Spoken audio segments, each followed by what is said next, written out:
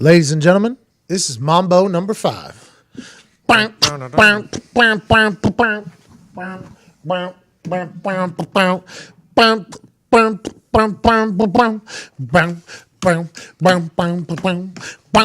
Two, three, 4, 5. Everybody in the car, so come on, let's ride to the liquor store around the corner. The boy said he wants some gin and juice, but I really don't wanna. He knows how to handle cause talk is cheap. I like Angela, Pamela, Sarah, and Mia. And as I continue, it only getting sweeter. It's all good. Let me jump in and send in the trumpet. A little bit of Monica in my life, a little bit of Ariel by my side, a little bit of Jesus all I need, a little bit of me is all I need, a little bit of Sandra in the sun, a little bit of Mary all night long, a little bit of Jessica, here I am, a little bit of you, baby, oh man. Almost verbatim. Almost. We got the hummed along with it. I don't think I'm going too far by saying we should possibly think about doing this as a cover band. Like William Hung did with that one song. We should tour the country maybe singing just that song. Mambo number 5. That was just like mumbo. You know those a cappella groups are so good. So good.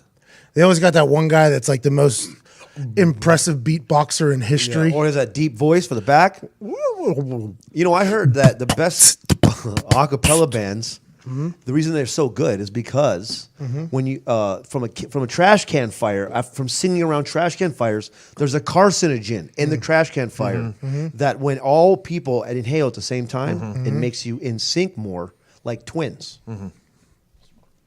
Where'd you hear that? He's right. That was on. I read that in Encyclopedia Britannica. I watched it on Discovery. Yes. Is Britannica a name of a company, or is that just kind of... No, I'd say it used to be a country. Britannica. That's where the dictionary was, the encyclopedia was created. What's the date of Britannican, honey? Brittany? Yeah. Remember that. Brickney. It was Brickney. The Brittany. No, Brickney. Oh, the T is the C? It's a K. Brickney. Yeah, Brickney. Oh. From the streets? From Britannica. Yeah. From Britannica. She was Britannicanese. Britannicanian. Is there any different language barriers with the Britannicanian? The Britannicanian? Yeah. No, they speak English. Wow. But it's like an island English, kind of like Jamaicanish. By the way, Yeah, man. I got a real fun fact here for you guys. I found out because I was like, what's the difference between a theater and an amphitheater? Wow. I've done both. Did you look this up? Because we've been wondering. Isn't that something we've been wondering about? We have been wondering Well, that. good news. We were just talking about that. Theater, ready? An amphitheater is that like you're in the round, but you're down lower. And because ampha is Greek for theater in the round. Wow. In the round. The Greeks really did a lot with the language. They did. Same with the Latins.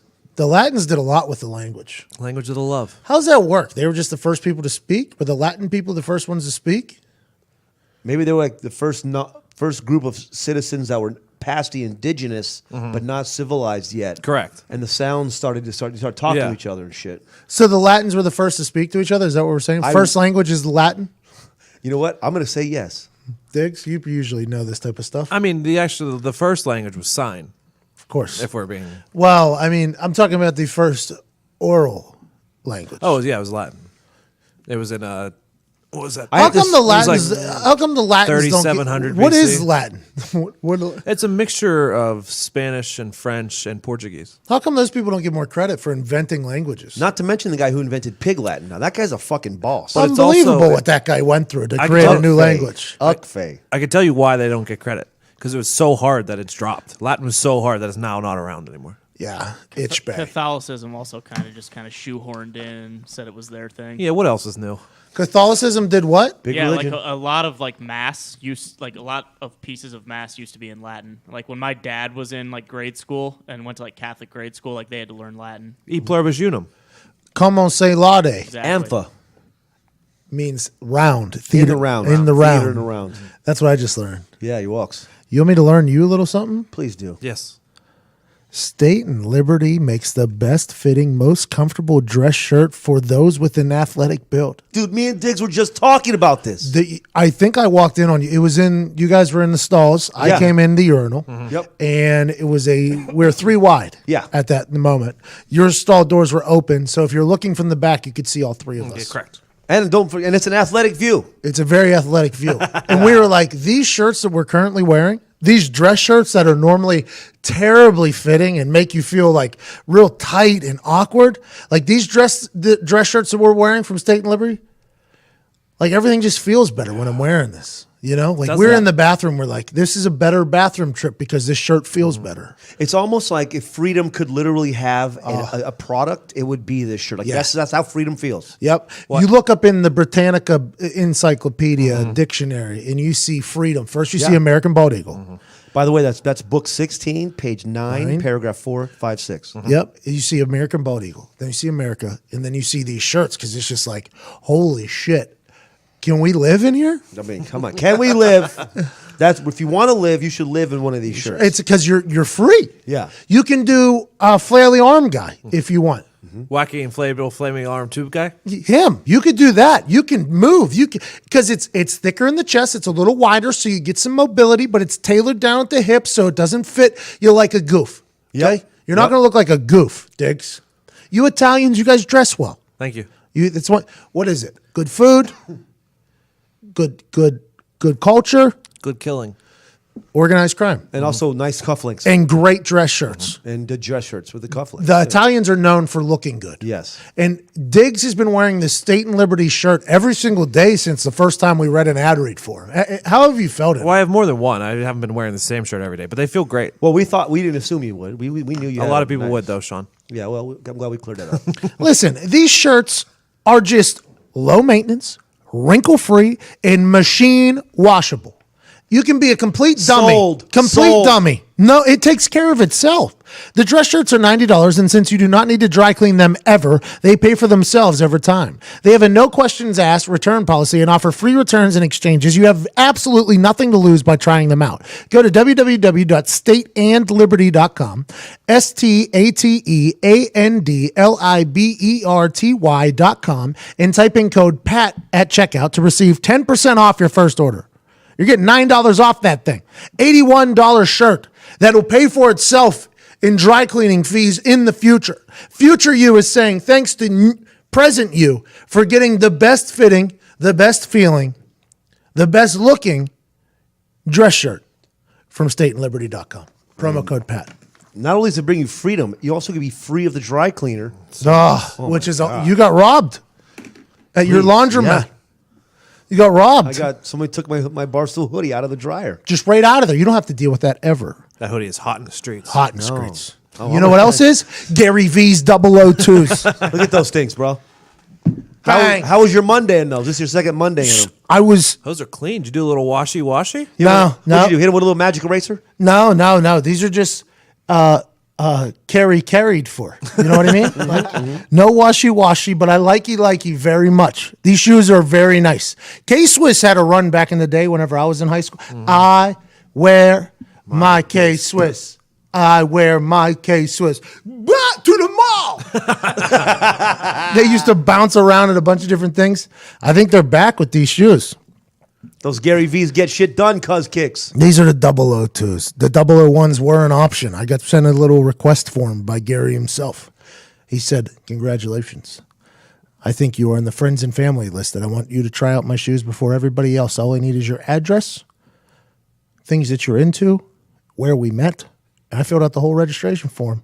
And I got the 002s. They came with white laces, but I plugged in the black ones. Smart. Yeah, because he sent the black laces knowing that people might make that decision. Yeah. That's thinking ahead. That's the Gary V move.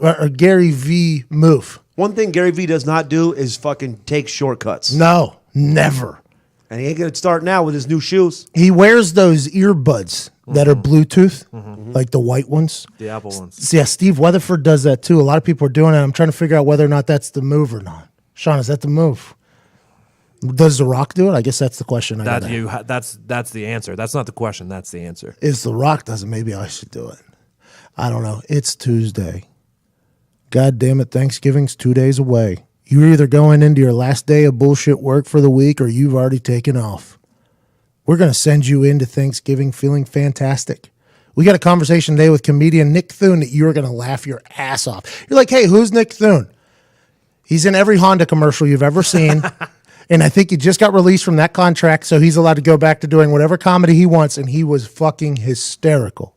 Oh, he's a beast. We got a conversation with Dan Orlovsky, friend of the show. He's been on here before. He told a story about Peyton Manning last time, kicking him out of a meeting room. He's played on Thanksgiving a lot. He shares a couple stories about his Thanksgiving football memories, and they're terrible. You're going to want to listen strictly out of misery, just for what that guy's been through, being a Lions quarterback on Thanksgiving through a lot of rough years. I'm excited to watch Thanksgiving games as a fan this year. Mm-hmm. I'm very thankful for everybody in this room right now, at Tactical Diggs, at Shaun Latham, at Evan Foxy, at Ty Schmidt. It's going to be a good Tuesday. Hit the music.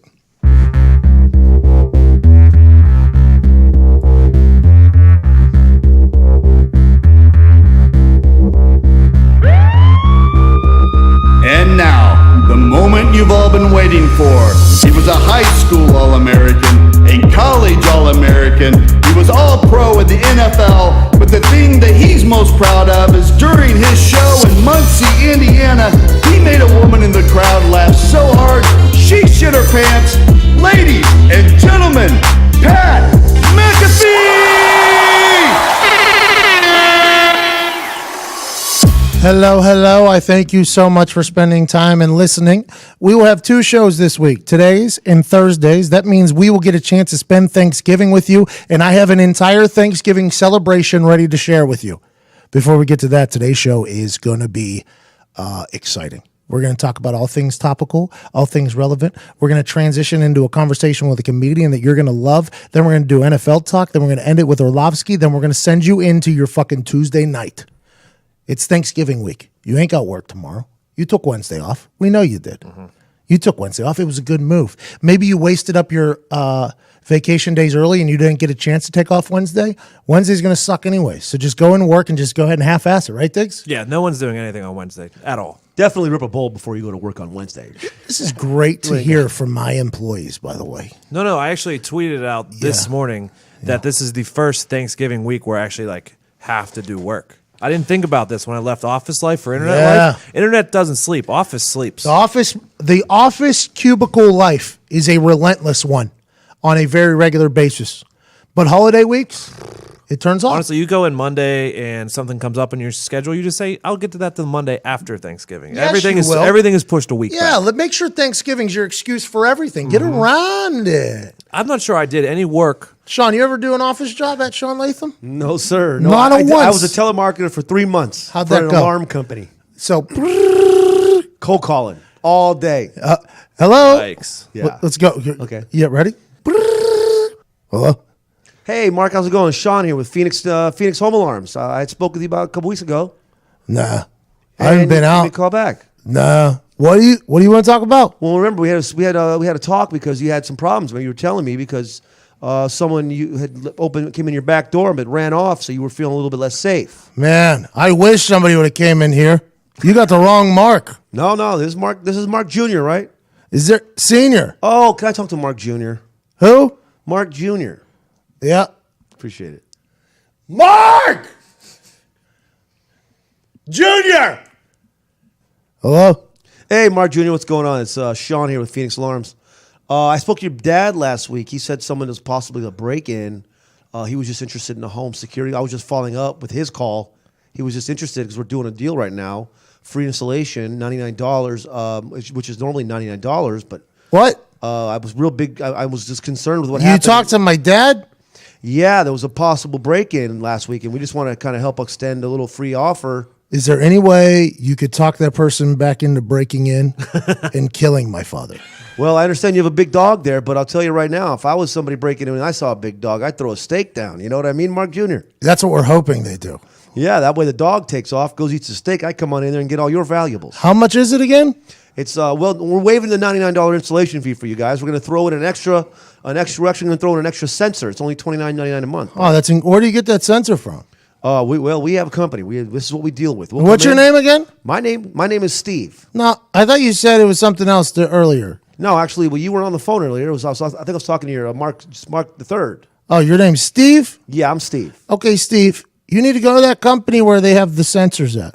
You need to walk in there. It's probably a big, wide, like a warehouse almost. I bet you there's a few workers in there. I want you to go up to the front desk and you want to thank that person for their hard work and energy for that alarm company. Then I want you to go to the back. I want you to thank all the workers. I want you to go down the third aisle that you can see. Turn left, walk down it, take a nice little peek-see at the bottom row. Go ahead and crawl into those crates and go fuck yourself. Have a great day. Well, you say I would, but I get off at 4. And they close at 3. Click. You didn't sell shit. Every call is a sale made. Either they sell you on why they don't need it, or you sell them on why they do. Who's going to fucking win? It's like Wolf of Wall Street style. Boiler room. Yikes. I should have known that. All right, let's get to it. What's going on in the world at Ty Schmidt? So I don't know if you saw all the stuff with Trump, but essentially him and LeVar Ball are about to get into a fist fight. I just don't understand. I don't get it. Like ESPN was pushing that guy, and now we got the president pushing that guy. The Ball family continues to be the male Kardashians. They fall into shit and come out golden. The kid was facing 5 to 10 years in jail time for robbery in China, gets out of it. Now his dad's going to war with the president. That's an incredible way to... I wonder if Kris Jenner's behind all this. I honestly wonder if Kris Jenner's pulling the strings. This seems like a fucking absolutely savage situation for the Ball family. I'll tell you... Go ahead. I was going to say, you think her and LeVar are together? I don't know. I think somebody's pulling this. Maybe it's LeVar. Maybe LeVar is just this super genius. Every time I see him in public, I don't think it is. But this is incredible marketing by this Ball family. He should get a podium. He should film this. Okay. Like he's his own country. And it should be sponsored by the Ball, whatever. The country of Ball. Yeah, Ball. The country of Ball. The country of Ball. What's their company? What's the name of their shit? Big Baller Brand. The big Baller Brand Country or whatever. Yep. And come out and that would fucking destroy. Yeah, maybe they should be Big Baller Country. Call him BBC. He's the president of Big Baller Country. Yeah, BBC. BBC. I think that might be taken. Hi, my name's LeVar Ball. LeVar Ball, president of BBC. We come in hard, fast, and normally to white wives. I mean, that would kill on the internet. Big Baller Country. Oh, boy. He's going on CNN, or he went on CNN last night. Yeah. Oh, my. What did he say? Anything awesome? I think he's just he wants to be the biggest villain on the face of the earth. Well, Trump's trying too, though. Like I think Trump is completely okay with the people that hate him hating him more and more and more and more, and the people who like him, they like him more and more and more. It just becomes one of those situations. But the Ball family you have to respect. They sold terrible shoes at a very high rate and sold a few pairs. I don't think they sold a lot. A lot of people bought them as jokes. I bought the Nurse Currys 3 pairs. You were there with me. Yep. First pair in Indianapolis I bought. The first pair of Nurse Currys, them fucking trash Curry shoes that Under Armour put out in public, like their first or second time. Now their shoes are nice. But it has to be said that when you were in that store buying those shoes and you were doing fake jump shots, it looked really clean. Yeah, it looked as if I could jump higher. Yeah, and shoot better. The ball looked. You had a nice one flow motion. You were shooting threes better. Squeaking on the floor with them. Yeah. I sounded like a fucking NBA commercial. You should have seen this kid break loose and fucking catching and throwing balls in a triple threat position by the jerseys. There was an Under Armour mannequin there right behind me. I fucking hot sauced him. I threw it off of his forehead, his fake little forehead, and then went around him with the ball with the Nurse Currys. No holding. And one used to be the shit, bro. The professor.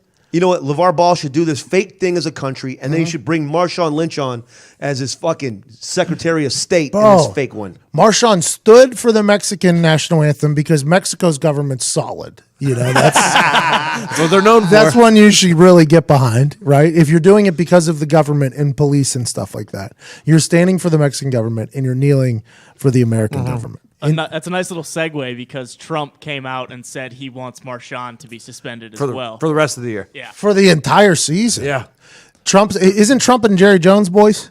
No idea. I'm pretty sure he's definitely their buddy. Jerry and good old Chris Christie are boys, so I don't know what side of the spectrum he falls Oh on. yeah, how about Chris Christie up in them suites whenever he's with every people? game. He's all over the place. That guy, and he gives no fucks. That's a real mob boss right there. Chris Christie does not care. Chris Christie will do whatever the fuck Chris Christie wants to do. Chris Christie's Yikes. basically Tony Soprano if he would have ran for fucking office. Remember when Friends he with shut Jer- down those beaches? But he went on Yeah. the beach? Hanging Yikes. out like everybody could suck my dick. Want to move, knowing that there's going to be photos. 2017, there's going to be photos of this. Fuck it. At some point, that conversation happened where they were like, Mr. Christie, we want to let you know that we think as the PR team that at some point these pictures are going to get on. It's going to look bad. Fuck it. I don't care. That's an actual word that had to happen. Well, anybody that can lock up a fucking bridge in the world, one of the world's busiest cities, out of spite over some shit, and just keep construction to a one-lane fucking road for a million people a day. Traffic is the fucking worst, by the way. Imagine how hard they work That's so like fast in New cruel York and unusual punishment, and too. just to leave it out. Oh, dude, traffic is the worst. Imagine being forced to just sit in traffic. Especially in New York, everybody's honking. By the at way, you. I bet you that happens a lot more than we think, because where I live right now, they're just shutting down an entire intersection so they can add a lane. And this intersection is the only way in and the only way out of my area. So I'm like, excuse me, who's making these decisions? Because this is like a 6-year job. I'm either going to be moved or dead in 6 years. I'm going to live in this and never be able to get out of here. And they're just doing it at whatever they want. Shut down a whole intersection. So I live in like believe it or not, a hilly area of Indianapolis where it doesn't exist, but there's actual hills. And there's just one road. They all lead to this one intersection. It's Fall Creek.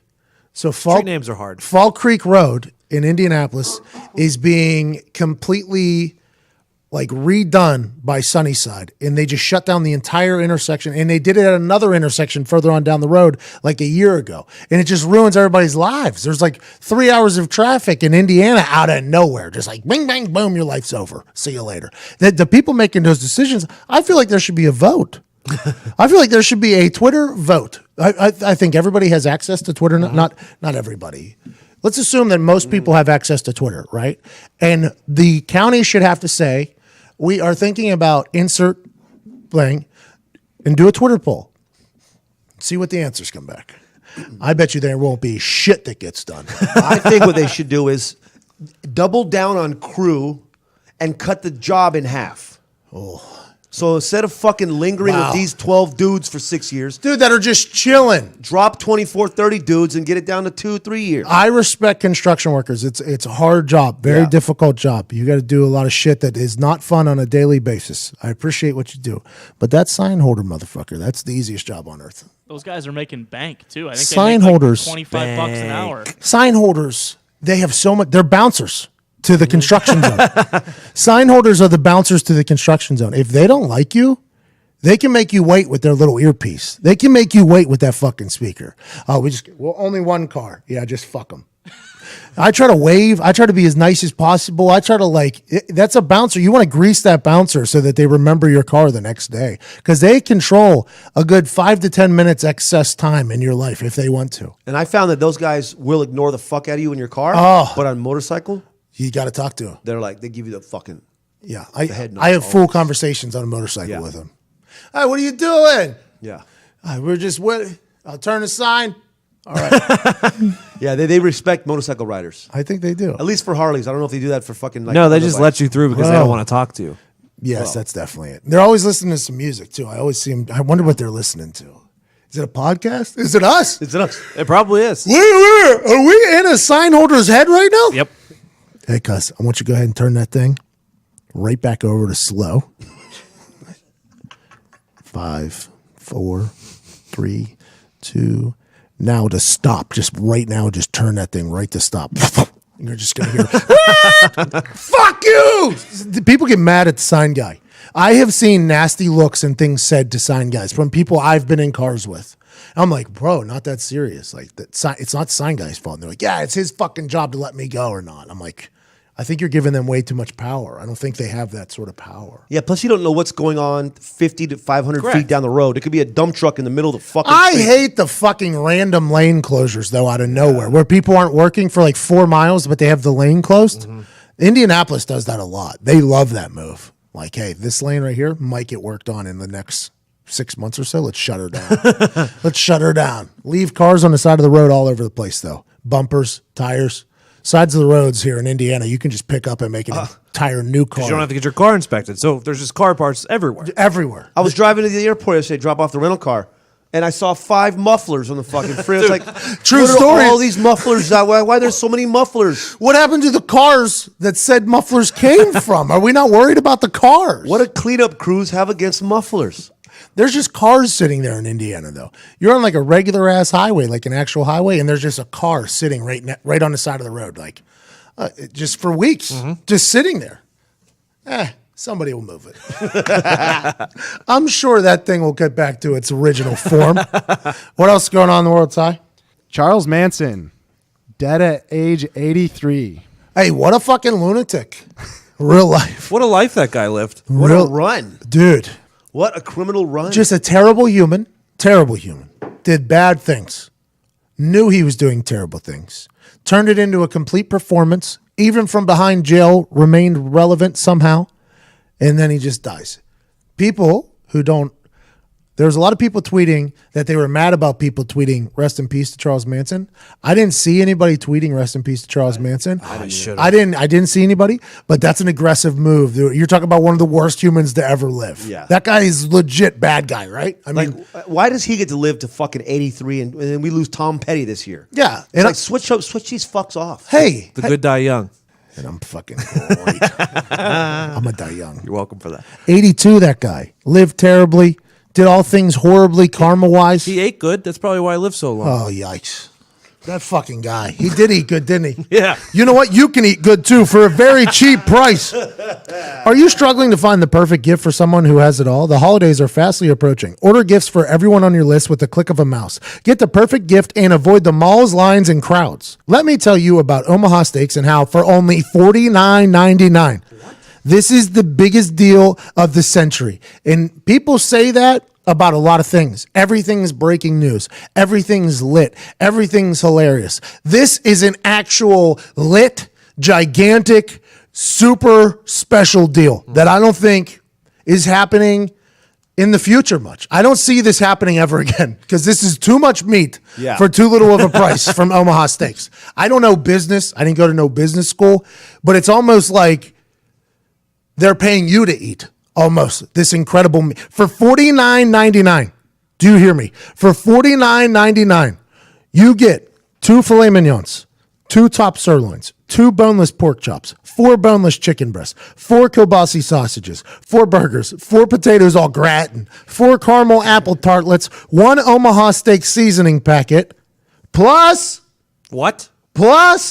an additional 4 kielbasa sausages for free. That's 19 pieces of meat. 2 fillets, 2 sirloins, 2 boneless pork chops, 4 boneless chicken breasts, 8 kielbasa sausages. Maybe 18. 4 burgers, 4 potatoes au gratin, 4 caramel apple tartlets, and a Omaha steak seasoning packet. That was beautiful. Man. We need like 8 more of those seasoning packets They're in that. so Only one is not going to cut it. No, it does. It's a big packet. Yeah, it's a big good packet. Evan. Okay, It's a just making perfect sure. size I want packet. to make sure all Don't my just meats. attack Omaha Steaks. Listen, From don't our come season. after Omaha Steaks with their seasoning. It's a big packet. It's a big seasoning package, and their meat is so good in your mouth. You see how these fucking guys are? They don't They even- give us like 25 and he pieces complains of about meat. the fucking And seasoning. one I just seasoning. want my meat seasoned. Yeah, this meat that's going to be in your mouth is so good that it doesn't need a massive amount of seasoning. For $49.99. $49.99. 2 filet mignons, 2 top sirloins, 2 boneless pork chops, 4 boneless chicken breasts, 8 kielbasa sausages, 4 burgers, 4 potatoes au gratin, 4 caramel apple tartlets, 1 big-ass Omaha steak seasoning packet. Go to omahasteaks.com, enter my code PAT in the search bar and get 75% savings. It's the gift guaranteed to be a hit. So much meat that people will save it for years. Unbelievable. Unbelievable out of Omaha Steaks. You could literally have a meal a day almost for a month. 3 strong weeks, one day double down on sausage. Not just a meal, a great meal. That's 22 pieces of meat. You get fucking Foxy $10,000 in a brown paper bag, he's going to complain about the bag. That's Yeah. what I just learned. Yeah. Oh, whoa, this is the only bag you can hand me. $10,000 in crispy $100 bills in for no reason. I would expect at least a plastic bag. Guys, What? that's a lot of meat, and I want to make sure it's all seasoned. 1 pack. It's a big pack. It's a pack. You can get more. This is just what's coming for $49.99, which is the price of just one of those pieces of meats at any restaurant, Yup. basically. Yup. So much meat. I dare you to go to a steakhouse, get 2 steaks. 8 kielbasi sausages. Just get 2 steaks. Minimum you're going to do is you're paying $20 minimum. OmahaSteaks.com. Type Pat in the search code. What a fucking Again, deal. the move here is to double down on this special. Double down. Double, maybe triple now that Yeah. I'm even thinking about it again. 8 kielbasi sausages. You know how many good, You guys want to split this for our new place? Good deal. wow. Not I'm a in. bad idea. You guys are doing that? That's $10 a person. Yeah, it's 5 of us. Let's go. Let's get 3. 2 filet mignons. Right there at a restaurant, you're already pounding through 3 figures. $100 at least. Because you're going to get a glass of wine. Yeah. For sure. You're going to get the lobster mac. You're going to get a side of potatoes, all gratin. Oh, you know what? You want the potatoes all gratin? Omaha gives you 4. 4 of them. Maybe you want a little caramel apple tartlet there. You got a little sweet tooth? Yep. Your taste buds are like, hey, give me something sweet. You left a little bit of room for dessert. Hey, cuzzo, maybe something to maybe lighten the palate a little bit. You're like, I got you. Formal apple tartlets. 4 of them. 4. 4 caramel apple tartlets. I'm gonna cut it in half because I'm kind of full. You know what I mean? I got a little bit of room. Oh, what did that just become? 8 caramel apple? 8 Wow. caramel applets, 16 when you order 2. Wow. son. Go get this dude. This is the best $100 in food history. What else is going on in the world? So Dale Jr. raced for the final time yesterday. Kind of a watershed moment. What are your thoughts on that?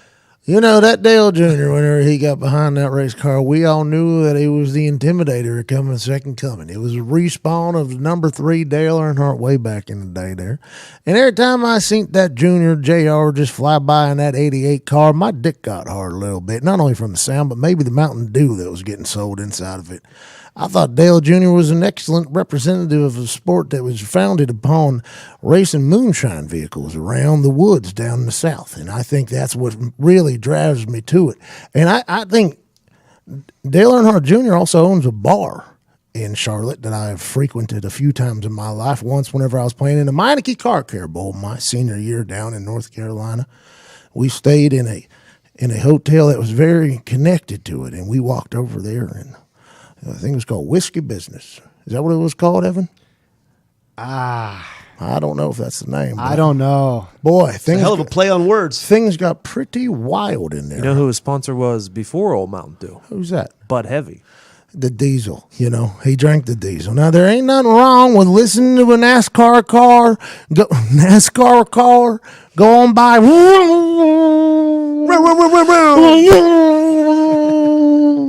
Those kind of What was that? sounded kind of indie. That is IndyCar, isn't it? Yeah. They're a little bit deeper. Yeah, they're much deeper. I like Dale Earnhardt Jr., though. I think he was a really good guy. I think he was like NASCAR royalty because of the old man, as he should have been, but I feel like he handled it well. I heard he liked to party. Couldn't win a ship. Just couldn't do it. He won a few times, though, didn't he? He won in Daytona.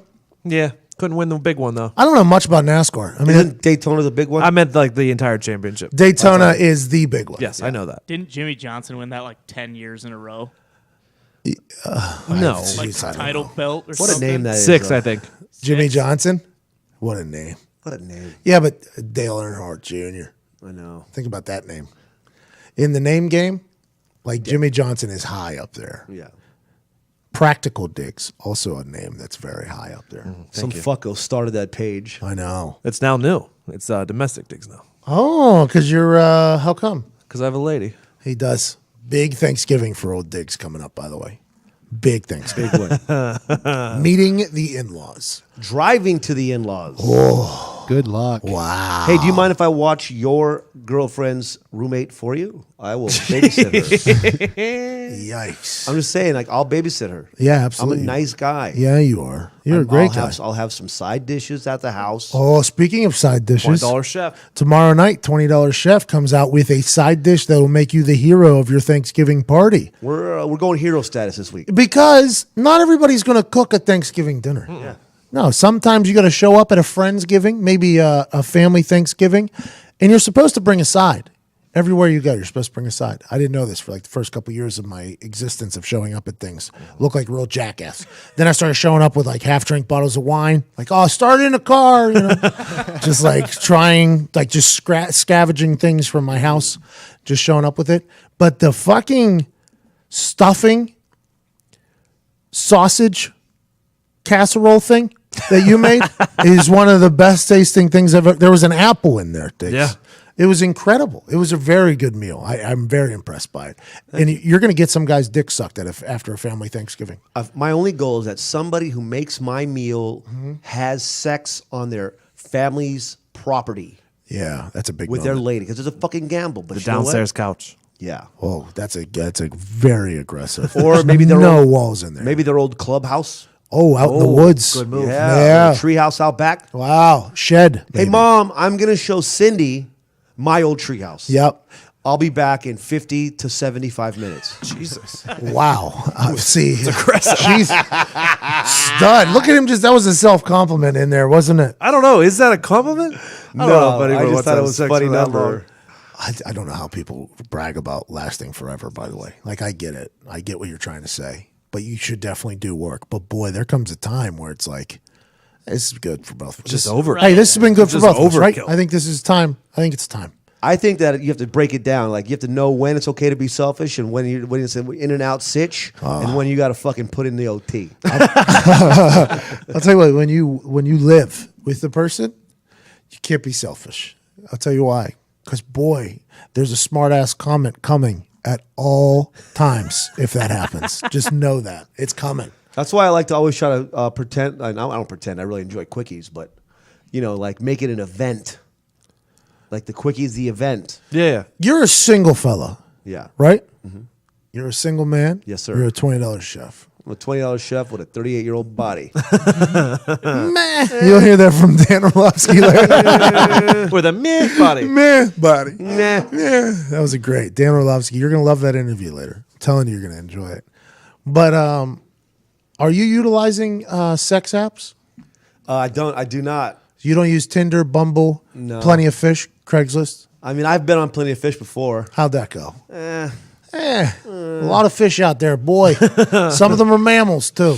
Not the most quality clientele. Oh, Plenty of wait. fish. Waterloo, Iowa has Plenty of Fish, guys. Oh yeah. I bet you out here in the Midwest that Farmers Only is fucking banging. You don't have to be lonely at farmersonly.com. What a fucking jingle. They got a jingle, though. They did it. Dilly Dilly. And farmersonly.com got a real jingle, I think. Yeah. So No, I you- don't use the apps. I go old school only, bro. I meet people through people. I meet people out in the wild, and that's it. I love that. If it works out, it works out. I'm gonna ask you out. If you don't want to go, then that's all good.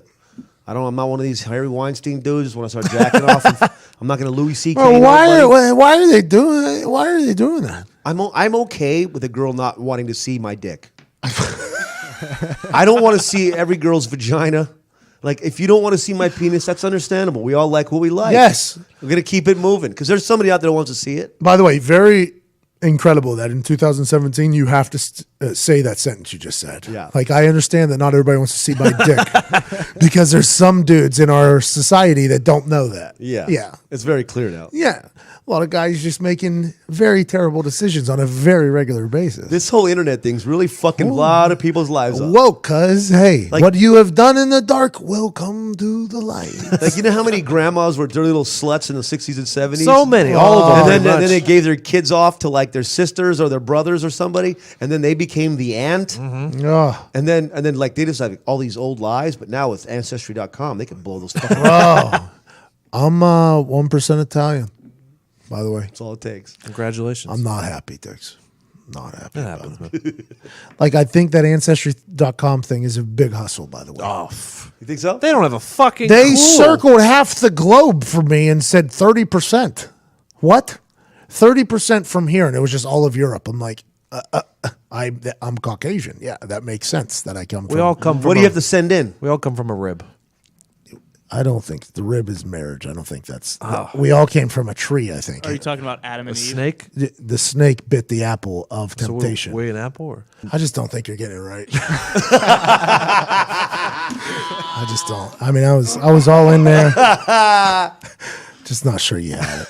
I know there's a part of the Bible in there that says something along those lines, but About baby back ribs? I did not know that. I want my.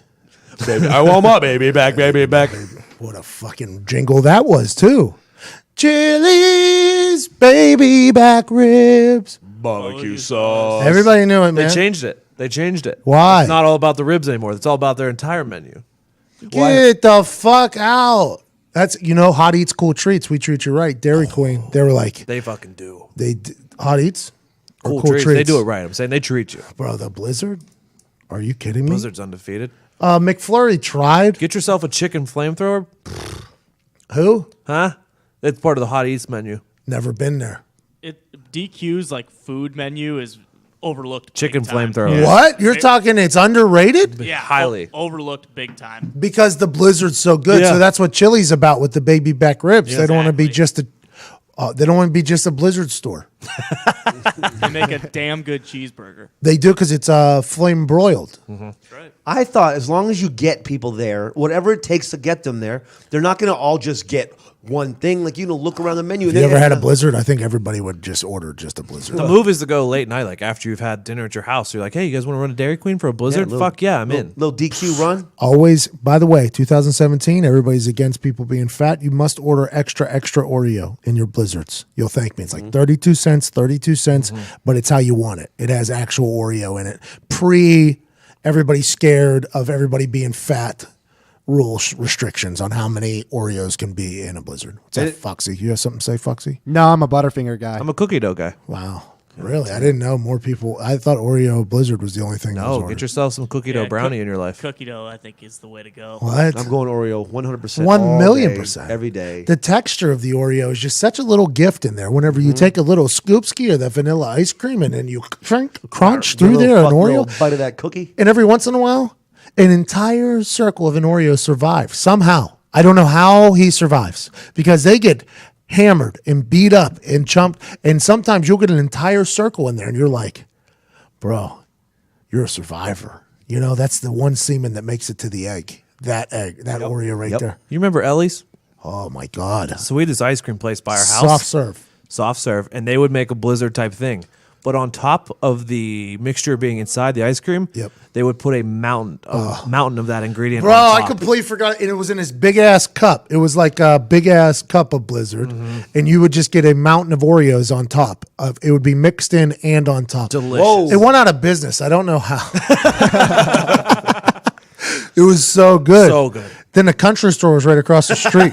Okay, you go get a sandwich over there, and you can even get chewing tobacco, not chewing tobacco, beef jerky chew. Wild yeah.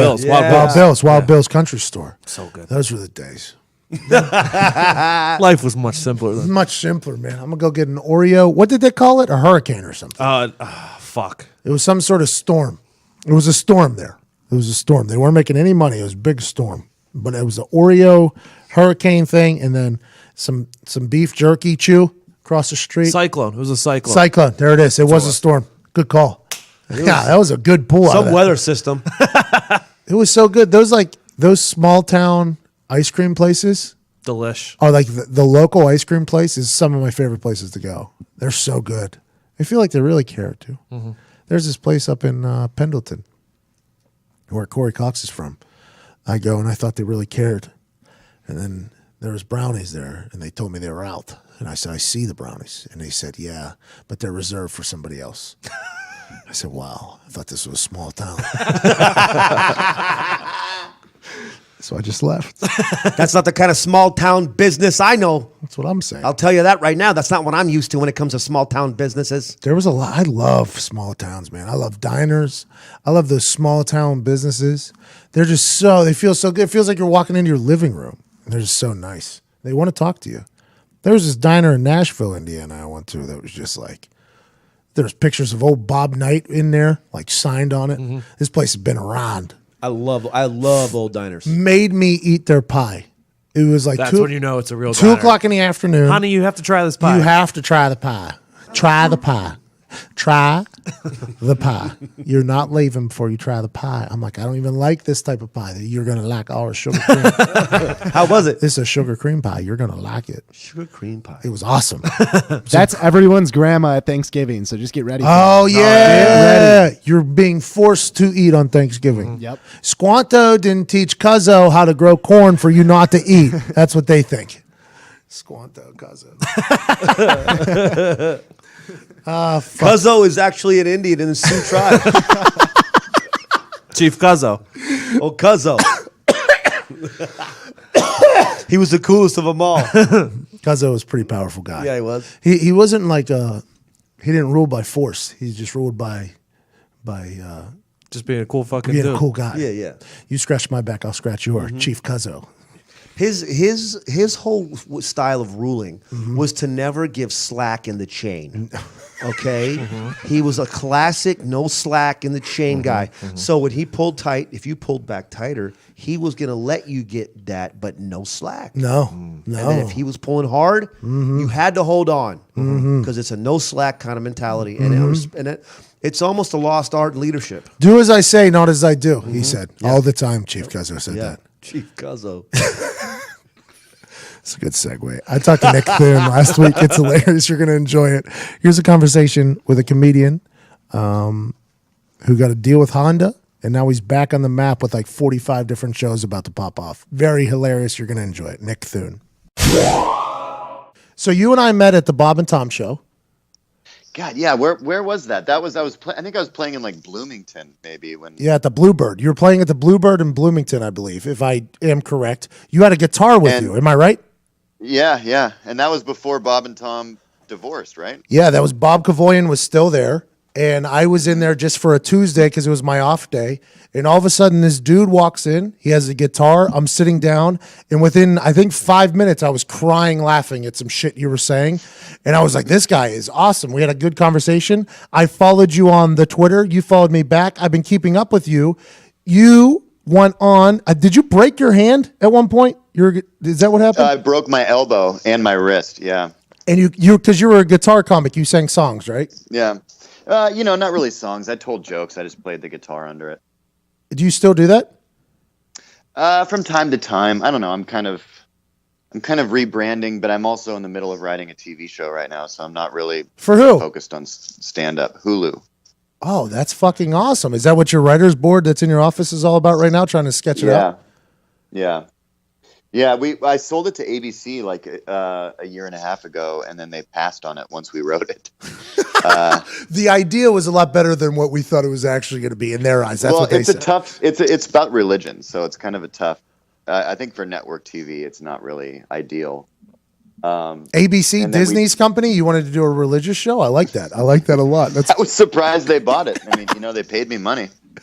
So now you're going to they pass on it, you get money. Oh, that's awesome. So they actually bought it, and then Hulu's the internet They gave it back to me. Yeah, they gave it. ABC was like, you can have it back, and then Hulu bought it. What's it about, like finding God, or which God is right, or what is it? No, it's about hip youth pastors. Oh, like Justin Bieber's guy. Yeah, like Judah Smith. Yeah. That's Justin Bieber's guy. So are you like their lives, or is it just that they exist? Like, what is your... It's a workplace comedy. Nice. So it's just like those guys in the office, like during the week, like trying to figure out what women's jeans to buy and what bandanas look best around their neck and how many fake glasses they can own. Hey, man, it sounds a little bit like you may be attacking these pastors, said pastors. I mean, we're laughing at the hypocrisy of the whole thing. Yeah, I respect that. we're not attacking them though. You disappeared, though, from my social media life, and then all of a sudden I just saw you on TV. You're on like 45 Honda commercials out of nowhere. Literally out of those fucking popped nowhere, you just popped up on Honda, and you were there for a few years. That was a big career move. Yeah. They gave me a free car. Okay. That's the life. Did you write those commercials? The Honda commercials? No, I didn't really write those ones, but they allowed me to do whatever I wanted. So they kind of just said, like, they rolled the camera and were just like, okay, say what you want to say. But then I just did some Dell commercials that I did write, which I mean, I will do any commercial. It's I can't think of a better business to be in. Yeah, Wrangler jeans are the best, aren't they? I mean, they just fit so well. All the time. Yeah. Never restrictive, always comfortable, Nick. You know it. I know it. That's how I feel. Yeah. A movie coming out, People You May Know, which is Yeah. an I got to watch it. I didn't get to watch the whole thing. You really watched it? They sent me a link. I watched the first 15 minutes. Is it like a dramedy? What is it? Because it's hard to tell. It's a movie. I very much enjoyed the concept though, because it's so right. Everybody's catfishing everybody these days. Yep, I've been catfished. Me too, man. Like from a family member. Not really a family. My godfather catfished me. Oh, let's go. Let's talk about it, man. Maybe this is why you're doing that religious show right now, because your godfather fucked you over. What happened? No, my godfather was a guy that lived in my neighborhood when I was born. He was a neighbor that my parents were good friends with. Like, I have friends like that now. Yep. And they hung out all the time, had dinner, and they're like, you know what? You be Nick's godfather. And over the years, the guy got success. He bought a couple gas stations in Portland, a couple Texacos. Literally bought a mansion and was like, he had a jukebox in his house. They never had kids. Okay. And then I moved to LA and I get a phone call like, hey, I'm going to be in LA. Can I stay at your place? Yeah, you're my godfather, of course, Yeah. And he stayed for like 2 weeks. And at one point he was like, hey, do you want to go to Catalina? Like on a day's notice, which, do you know Catalina? It's like an the island fucking Catalina wine mixer. Of course I know. Yes, I don't know what it is, but I know it's a wine mixer that happens there where there's helicopters and bands. And that's all I know. Well, we took a helicopter. He goes, we're taking a helicopter to Catalina. So we take a helicopter from Long Beach to Catalina. He has all cash. I don't know where he's gotten this cash. We get to Catalina. And I hear like his bag jingling, like there's pills in there, and he goes to the bathroom. I open the bag up, and Jim was a Vietnam vet. Like, he had big back problems, and there's just like Vicodin, like 300 Vicodin in his bag. So I steal, I don't know, maybe 100 of them.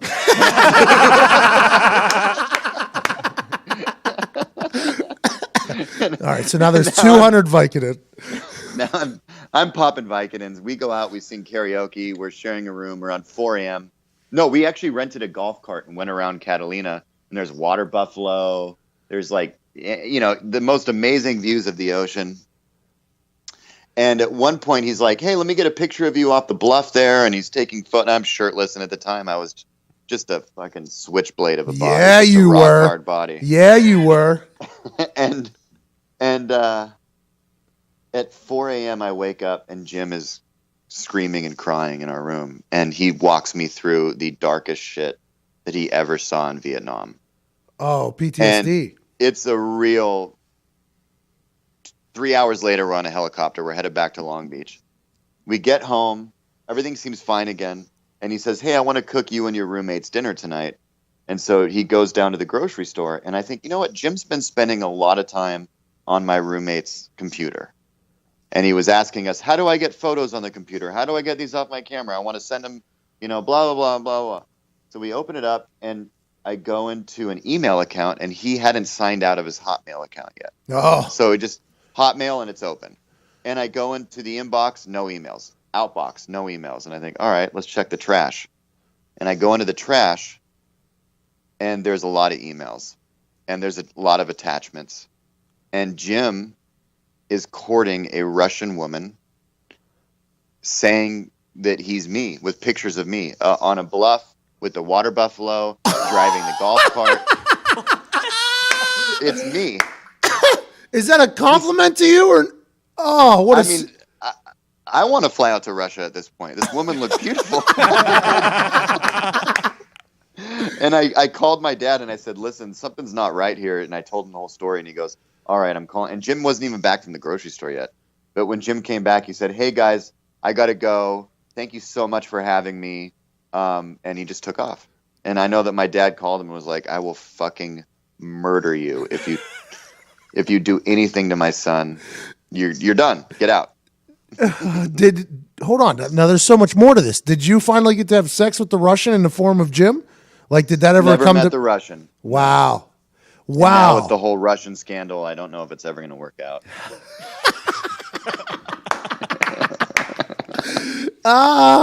Hey, go ahead, Nick. Go ahead and pose right over here by the mountains now, maybe by the beach. Yeah, let me get a shirtless shot of you by that totem pole. So that's what basically People You May Know is about, though, is how everybody's changing things, right? You're like the greatest photo editor in history. Yeah, it's like a guy that, he edits photos and he edits himself a life. Yeah. You know what's funny is Usher's in the movie. I saw it. And we had the movie screened in San Francisco at a film fest. And we were doing like a big Q&A afterwards. And because it was kind of close to LA, a lot of people came in the movie. And so the Q&A had like 15 people. Like, it had people that had one line in the movie doing part of the Q&A. And one of those people that literally has one line in the movie is Usher. Where he says no to another photo. Yeah. Yeah. And Usher is like, you don't realize how famous Usher is until you're in public with him. And people go fucking crazy. And by the way, the nicest, like, these are my such a good guy. confessions. Just when he could sing too. He gave me his phone number. He gave me his phone number after we shot. He goes, give me your phone. And he typed his number and he goes, let's golf sometime. I was like, Jesus. Yeah. How about tomorrow? Are you and Usher best friends right now? I mean, that's what I think of us as. I don't know how he feels. But the Q&A after the movie, they call it, like, literally they're introducing, like, and this guy held a microphone for half a day. Like, they're introducing these dumbasses on a Q&A.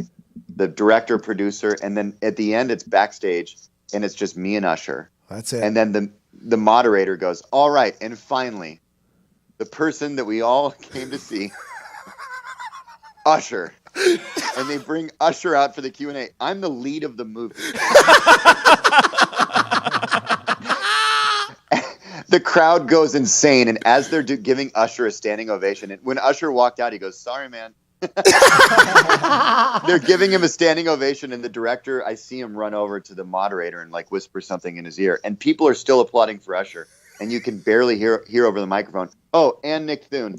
And I walked out, and I was just like, hey Usher's guys. In the movie. Guys, yeah. Usher's got a great line. Yeah, I want to let you know that. I had a few too. Just want to let everybody know that. Yeah, I just read the whole script. I just gave up a fucking month of my life to be in this, and Usher got a private jet for a day. But you're best friends with him. Well, we do have a nice. I was on the Rich Eisen show, and we called Usher. Did he answer? He answered, and I could tell he was in the car with his kids taking him to school or something, and he was like, "Yo." And I was like, Usher, hey, it's Nick Thune. And it was just quiet. And I go, I'm on the Rich Eisen show. We just wanted to say hi. And it was quiet. But you could hear people talking in the car. And he goes, all right, man, bye.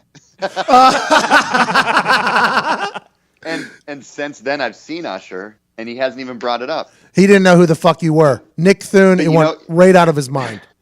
You know who he brought to the premiere 2 days ago? Who? Stevie Wonder. Wow. What do you think of the movie? Stevie Wonder to a movie. What did Stevie Wonder think of the movie? He sat in the front row. It's the best place for him. By the way, I want you to know I BCC Stevie on all my emails. But Stevie sat in the front row. And afterwards, I went to go get a picture with him, and my wife was like, "Go, go, go, go!" And she was holding the camera, and she was so fucking nervous that she had it in video mode with the flash on. And I'm sitting there taking a picture with Stevie, and I'm like, "You got it in video mode, just put it in regular." And Stevie's like, "All right, man, thanks." I go, "No, put it in photo mode."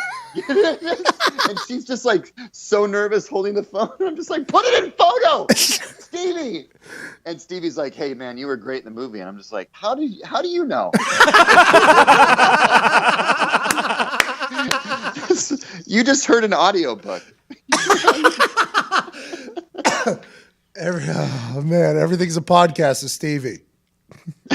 Everything's a podcast with Stevie. Man, he knew about podcasts before anybody. He's been living in that podcast world for a long time. Talented dude, though. Jesus. Oh, yeah. Did you ever get your photo? Very Did your wife? No. Riding on the wild. I took a selfie. But I'll tell you what, I've shown the selfie to a few people, and to them it looks like I'm in the Hollywood Wax Museum. He just looks like a wax guy. There's something to say about There's something to say about those wax artists, though. Those guys are good. There is. The girls and guys are they're good. really good. Yeah. Nick, what a human. When's your show about the hipster pastors coming out? Who knows? You know, this stuff takes a while. We're still writing it. What do you do on a day-to-day? I have another movie. Oh, geez. Just falling out of movies, huh? Nick, what a life you live. Honda commercials. It comes out today. What is it? It's called Mr. Roosevelt. Okay, what is it? It's a good movie. It's about this girl, Noelle Wells. She wrote, directed, and starred in it. She was on SNL for a year. But it's about a movie. You know, it's about a movie. It's a movie. Is that a good? Stevie Wonder's gonna love it. I can just tell. Oh God, I know what he likes, and he likes my voice. So, Mr. Have you ever heard my podcast? No. I think you'd like it. I think so too. I'm assuming just from this recent conversation we've had here in the last 20 minutes, I think I would very much enjoy your podcast. What's your podcast? My podcast is called "Do You Know Who Jason Segel Is?" And me and my friend call people and ask if they know who Jason Segel is. And then you just record the entire conversation? Yeah.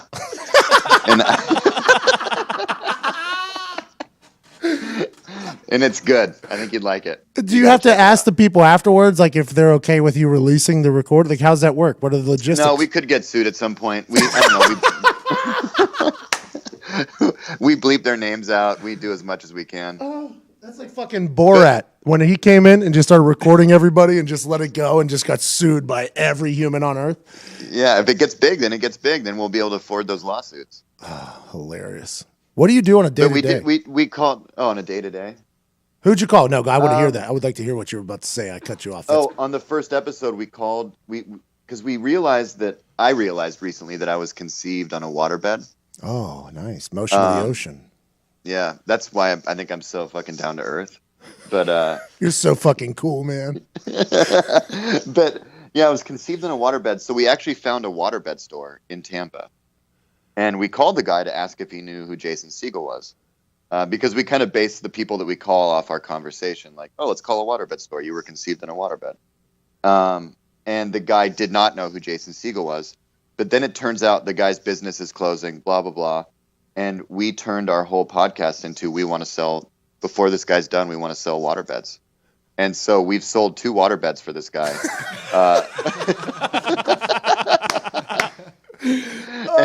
We said, like, if you buy a waterbed, we will come to your house and record a live podcast. My parents will come have sex on your waterbed to potentially create the next me on your bed if you buy it right now.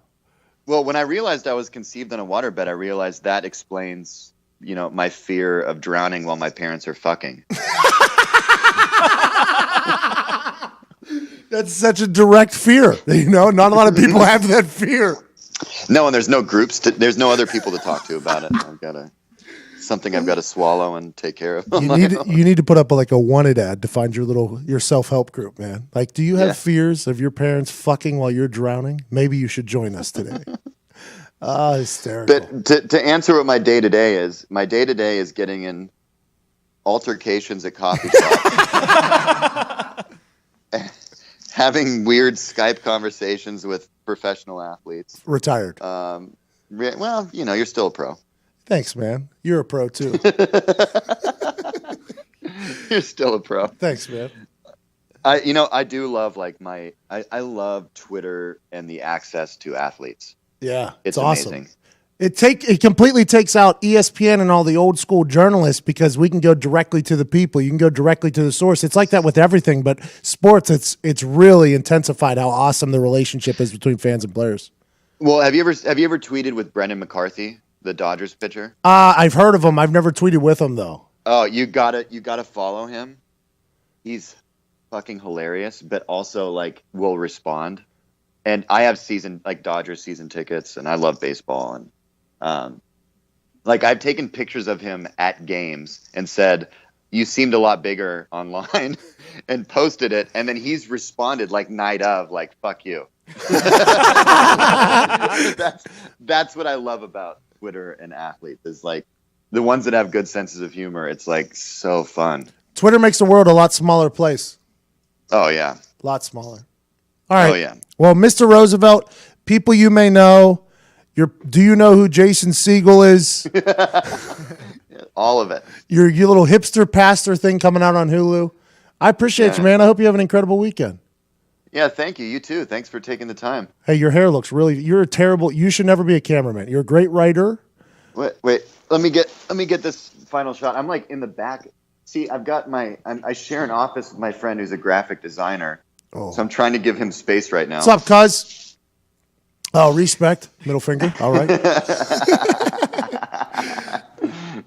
All right. Well, thanks, guys. Hey, thank you so much, Nick. Good luck on everything. I can't wait to watch the pastor thing, the religious thing that ABC hilariously almost picked up. That is absurd that they almost bought that. They almost did. All right. Good luck with everything, Nick. Thank you, man. Thanks, Pat. See you soon. Cheers, dude. Nick Thune was hilarious. He's promoting a show or a movie that's coming out in a few weeks, so we're probably going to rerun that in a few weeks. But God damn it, I fucking love that. Stevie Wonder. He said he BCCs Stevie Wonder on every email. I lost it. I was crying laughing. He held his phone. We Skyped with him. He held his phone no more than 2 inches from his face the entire time. Just zoomed in right on his eyes, forehead, and his beard. Just so close. It was like an artsy shot. What a cool guy. I'm very thankful he came on the show. Jokes on him, though. What's that? Stevie Wonder's not blind, so he sees every single email. Oh, my God. Nice. Is this a thing you believe? Yeah, 100%. Tupac's in Jamaica. Yeah. We didn't land on the moon. And Stevie Wonder is not blind. And Flight 365 is definitely somewhere in Russia, right? Or whatever flight, that one flight. Oh, the one that got lost Malaysia? Yeah. That one somewhere. They got landed somewhere on an island. But watch videos on YouTube of Stevie catching things. Tell me he's blind. You lose one sense, you gain another, folks. Yeah, him hearing better can help him catch that shit. Well, Ben Affleck could kind of see things when he was in that movie. When he's Daredevil? Yeah, Daredevil. He could kind of see. He was colorblind. Mm-hmm. Yeah, that was way worse than colorblind. By the way, find your colorblind friend and play Uno with them. Buying tickets can be complicated and confusing, but here is a simpler way to buy. With SeatGeek. SeatGeek is the smartest, easiest way to get tickets to every type of live event. Whether you're catching your favorite musician on tour, shopping for the perfect gift, or searching for the last-minute deal to see your favorite team, SeatGeek helps you find the best seats at the best prices, fully guaranteed. Nothing beats being live in person, no matter what it is. Sports are better. Shows are better. Music's better. Magic's better. Life is better life. You're alive, but are you living? Oh, go live with SeatGeek. They just want you to live your best life. That's all. Download the SeatGeek app and enter promo code PAT today. That's promo code PAT for $10 off your first SeatGeek purchase. I actually did this the other day because I'm going to New York next weekend for the Cyber Monday at Barstool Sports. I will be in New York at the office for that. And I wanted to go see a magician show. Went on SeatGeek, bing, bang, boom. Couldn't find tickets at the theater the magician was at. Couldn't find tickets there. Only terrible seats, overpriced, not good. Go to SeatGeek. I go, hey, guys, you got any tickets for blah, blah, blah? In the search code? shows up, bing. Here's what seats do you want? Do you want front row? Here you go. Do you want second row? Here you go. Do you want orchestra right? Here you go. SeatGeek had it all for the best price, much cheaper than anywhere else. It was incredible. And I know that I won't get catfished because that's what SeatGeek's known for. You get the ticket you want, how you want it, when you want it, and you're going to get it. Oh. That's magic right there. Yeah. That's real. The magic was that you getting those tickets like that. So simple, so easy. Just showed up in an email. Boom. Now I'm in to see a magician. I'm going to be gone too, by the way. I very much enjoy those. I feel like I'm in the show at some points. Me and my lady just go ahead and nibble on this little bear. It's shaped in a gummy for me. And we just sit there and we just go ahead and get in the show, maybe. Maybe I'll be in a fucking... Oh, I love that. By the way, when I get called on stage to help, that person has no idea what they just signed up Not a for. fucking clue. They have no idea. Please take your trick. Please. Oh, What if 1,000,000%. I will make a red handkerchief disappear up there. Yeah, that's like a little kid taking his baseball mitt to a baseball game. Yep, and playing catch with fucking A-Rod. A-Rod. Yeah, that's what's going to happen. Yeah, if you got called up there and then you did that, all thanks to SeatGeek because you couldn't get the tickets before, but now you got tickets, and then you get to go up there and you get to shine in the fucking when the light shines down. In New York City! Come on! A magician!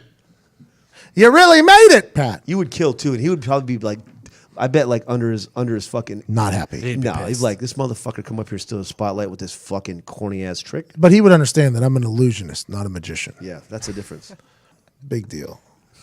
Man, just to think, if without SeatGeek, this Never would Never have would happened. happen. This whole situation we just made up is not even possible without SeatGeek. Nope. Download the SeatGeek app and use promo code PAT while checking out to save $10 on your first purchase. SeatGeek. Making magic happen. Possibly. SeatGeek, letting you live your best life. Well, can we? Yeah, like can we live? Excuse me. SeatGeek said, yeah. Here you go. Here, you can live live, cuz. Live live. Live live. Live live. Can we live? Live life live. Thank you. Live life live. Live life live. Live. All right. Life. Live. Diggs is here.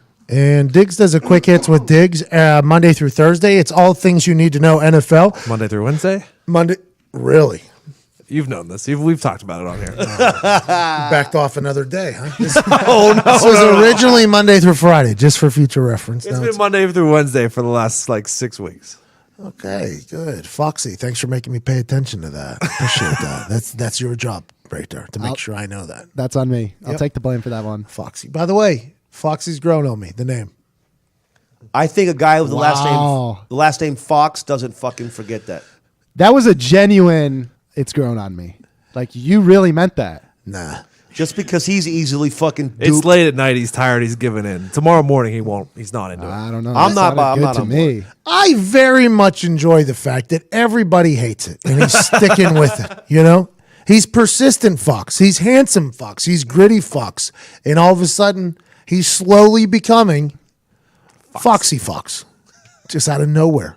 Yeah. How about that one lady tweeting at you saying, I will not follow him because of his Foxy name, but I like that lady, by the way. Those are the type of followers we want. People that stand for something. but she did say, Nah, she didn't say anything. No. I'm starting to enjoy him on the podcast. I said, that's awesome. Like, that means I'm doing okay. And you're like, well, you're not getting a follower, Evan. I said, this is for the podcast. Listen, look at this. Selfless Fox. This is Did for you the hear what just podcast, happened right there? Not for my growing of followers. Wow. Did you just plugged yourself there, too? Then? Yeah. He was talking about how he's he getting did. popular. Yeah, nice plug. We get it, Foxy. Jesus Christ. Foxy, big Lions fan. Going to be a big Thanksgiving. By the way, everything you need to know NFL-wise comes to you Monday through Wednesday. Quick hits with Diggs on Barstow Heartland's Facebook page. Last week, we gave this a shot, and it was incredible. Diggs did a 40-second review recap of what happened this past weekend in the NFL, and last week it was really impressive. He led off strong. There's really nowhere to go. Oh, last week was good. It's going to be hard to beat. It's going to be hard to beat. I think we'll see if he plateaus or if he takes it to a whole nother level. 40 seconds, the entire weekend that was in the NFL with your football friend at Tactical Diggs. You got the clock? I will open the clock. Let me get 40 on the clock, Mel. You want how much? 40. All right. In 3, 2, and Lions, Bears, Prater bombs, Lions win. Jags, Browns, lost again, 0-10, Jags win. Ravens, Packers, no Rodgers, no points, Ravens win. Cards, Texans, Savage was average, Texans win. Bucks, Dolphins, Smoke and Jay, not great, Bucks win. Vikings, Rams, Keenum to Theenum, Vikes win. Chiefs, Giants, blah, Giants win. Skins, Saints, shocker, Native Americans lose Thanksgiving week, Saints win. Bills, Charger, 5 INTs, Chargers, please, Bolts win. Bengals, Broncos, deja vu, Brock blue, Bengals win. Pats, Patriots, 62 yards, no probs, Pats win. Eagles, Boys, Jerry Sues, Cowboys lose. Oh, shit. 31 seconds. 31 seconds. Wow. 9 seconds to Unbelievable. spare. I want to let you know, I did see you get a little lazy with just the wins. Not a single boom loses. But I really enjoyed what you just did there. You went after the Native Americans, though. I think that's going to be something that you're going to have to answer some questions to. That's a historic fact. They lost Thanksgiving. They lost. The big battle at Thanksgiving, they lost. Once again, that is at Tactical Diggs, who is... I did call them Native Americans, though. Okay. Sit did. Native American So style. if you put down a race of people, as long as you use the right terminology, it's fine. I agree. Yeah. I love what you did. It was a big NFL weekend. It was a gigantic weekend. So much crazy shit happened. A couple blowouts, one in Mexico, one in Denver. Offensive coordinator fired on a rocket ship out of nowhere. See you later, Cuzzo. No job 5 for you. INTs, Jesus, 5 interceptions. 1/2. And I have Tyrod Taylor in my fantasy league. Butt fucked my shit. Everybody knew he wasn't starting. Yeah, I know. But I had to take him out. Yeah, but he's a top. He's been doing not that bad this season. Why? Yeah, what happened? How did that all happen? I mean, first off, if we look at like the 5 INTs, he also had 4 completions on 10 attempts. So he only had 1 ball hit the ground. So it's kind of impressive. I don't know if I'd say it. That's a very low standard for an NFL So quarterback. Well, in only 7 1 on, ball hit the ground. in 7-on-7, No ball should hit the ground. no balls hit the ground. They very much say that. No balls on the ground in Skelly and everything. This dude, 1 ball on the ground. 9 out of 10, not bad. An entire outing. That's incredible. That's what you're looking for out of a quarterback. By the way, after the second one, what do you say? Like, hey, it's all right, you're unlucky. After the third one, you're like, it's starting to get bad. Fourth one, you're like, can't throw another one. Fifth one in 1 fucking half. Think about that sideline. Like, it can't get any worse. Can't get any worse. Does he ever come back from that? No. Fuck no. If No he way. does, there's going to be a 30 for 30. For sure. 5.5, bro. 1/2 of football. Did Tyrod play the second half? Yeah. Yeah, he I didn't didn't watch do that the game. well. But it seemed as if everybody was coming out saying it was very dumb for them to bench Tyrod. He's only had. I mean, he hasn't had that. He They're hasn't had looking more for than- a spark. They're looking for more than average. Yeah. From who? What was his name? Nathan Peterman, Yikes. bro. old Pitt quarterback. Oh, yeah, LaShawn McCoy said he can throw 5 picks in 1/2 and he can throw 5 touchdowns in 1/2. You never know with him. What is that? That's my favorite type of quarterback. Yeah, just slinging it Brett Favre style. I would love to see the text messages this dude sends. I bet you very Favre. Tyrod hasn't thrown 5 interceptions all season. Bro, He's like 16-4 or some shit. 5.5 is tough to do. Like, he has to go in there at halftime, just sit down and be like, That's on me. That's on me. That's a tough outing. I would expect them to put me in a uniform, and I would throw 5 picks. I don't think you could. I think you'd get sacked. You'd maybe fall a couple times. You'd miss so bad that he couldn't get picked. Like, this is me at quarterback too. I don't think you could throw 5 picks in 1/2. That's hard to do. That's incredible. Did I miss all the table smashing videos? What did Bill's Mafia do after this? Well, it was in LA, so it was hard to tell. This was very much a home Bills Mafia party at their houses breaking shit. And I think they might be a little bit more under control when they're at home, Bills Mafia. I think whenever they just kind of enter the grounds of the stadium, I think they It's like just, something comes over them. Yeah, they just lose their shit. Well, you don't want to bust up your own shit. No, you want to bust up the Bills shit. You don't want to have the mess to clean up. No way. You want to go through the Bills table, not your table. Where do they get all those tables? The Bills table? Hell of a business though up there. So good. We need to get up Buffalo. there. We need to get up there and sell tables. Just a plastic table salesman. Kids are going through tables like it's pads. Like, people are getting full-on power bombed out in the middle of tailgates. I'm like, holy fuck, dude. How long until someone breaks their neck on one of those? I'm sure it's happened. Dude, it's just like whenever fucking we were posting all these videos of golf carts trucking people. I was like, I hate it. I don't like it. I'll watch. I don't like it. And then somebody blew their shit out. It was like, we got yelled at for it. It's only a matter of time before fucking something happens at the back of a table. But boy, it's entertaining to watch. They commit to that fucking Sunday game. Bills Mafia fucking commits to the Bills. If that team ever gets really good again, holy fuck. That might be the epicenter of fucking madness for a long time in the NFL. But they can also throw 5 picks in one half, and their fans. They could bench their quarterback after one shitty game. Oh, you had one bad game? Let me put in this fucking basic, normal drop back style passer. He'll fucking save everything. Pick. That was actually what it was. Pick. That's so many picks. In one half, I don't even know how you get the ball 5 times in a half. Whoever made that call should definitely be on the chopping block. It's the head coach for sure. Yeah, he stuck to his guns after the game. He said, I don't regret the decision. I regret the result. That's a good line, though. That's a good line. Such a boss fucking line.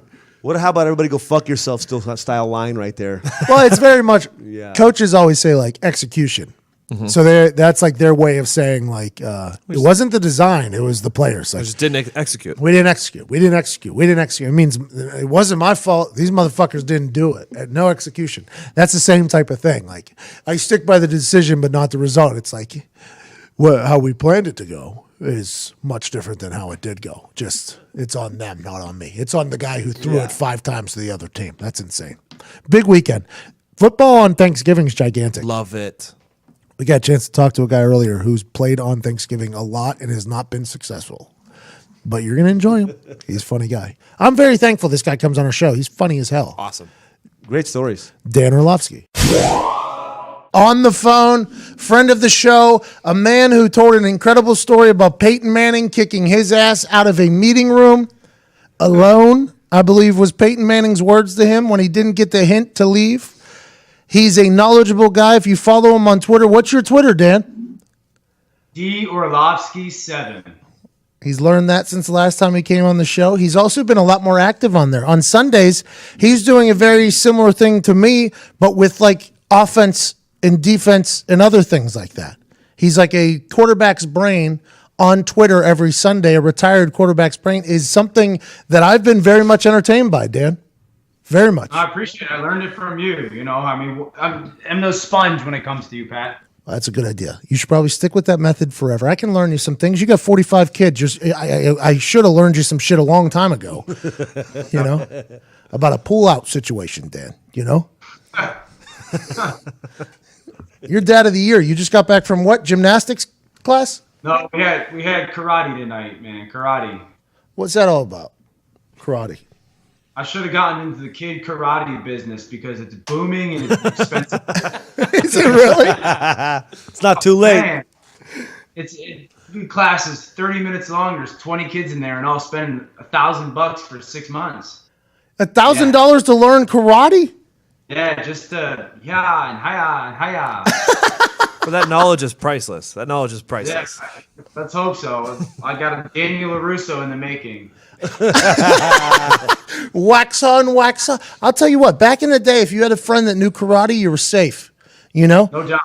Yeah. Nowadays, with these Brazilians rolling in this jiu-jitsu, and then you got Muay Thai coming in from Thailand, and you got all these different martial arts going. If you got a karate guy in your group, you're still fucked. You don't know who could just whoop your tail at any time. Broken arm, leg, and dick in one move by those mixed martial artists. Done. Hey, Done. Thanksgiving is obviously right around the corner. Would you like to give a speech about the holiday that is Thanksgiving, Dan? I'm a big Thanksgiving guy. I don't like when I go to stores or the mall and we've got all the Christmas decorations up, man. I feel like we got to respect Thanksgiving. Yeah, they just skip over it. I'll tell you what, though. Those lights and stuff really make me feel good inside. It puts you in a good place. But, dude, I feel like when we do it before Thanksgiving, we get to like December 21st, and it's like, man, when's Christmas going to get here? You know? Well, I'm just so excited to celebrate Jesus' birthday that really my excitement level for Christmas starts December 26th. Can't wait for his next birthday. Now, don't you guys sing? Don't you get Jesus a cake and sing his birthday party? Yeah, nobody's doing that. Everybody sings those other songs, but nobody's singing his birthday song. He never comes, though. He never comes to his birthday party. He's going to, though. He's going to. Ain't that right, Dan? He's coming back. Yeah. He technically is at all of his birthday parties. He's everywhere, man. Hey, you played in Detroit. Yeah. Detroit plays on Thanksgiving every single year. It's almost like some of those years where Detroit was terrible. It was like the whole world got a chance to watch them. Just one time a year, there's definitely going to be a national TV game because not national TV games don't happen all the time. If you're a shitty team, like I understand that DirecTV now with all their selections, every game is on TV. But there was a time where not a lot of teams were seen. It's like the Sacramento Kings. They ain't never getting on TV. You know they're still a basketball team. They ain't ever on fucking TV. I don't even know if I can name a single person on their team. Let's try real quick. Cousins. Well, Willie Cauley No, Stein. he's not Cousins there. is in New Orleans now. it's in New Orleans. Rudy Gay's not there. Willie Cauley Stein. That's the only guy I got. Buddy Hield. Vince Carter plays for the Kings now. What? Oh, all of a sudden I'm back on the Kings train. If Vince Carter is still jumping over people, I'm all in, by the way.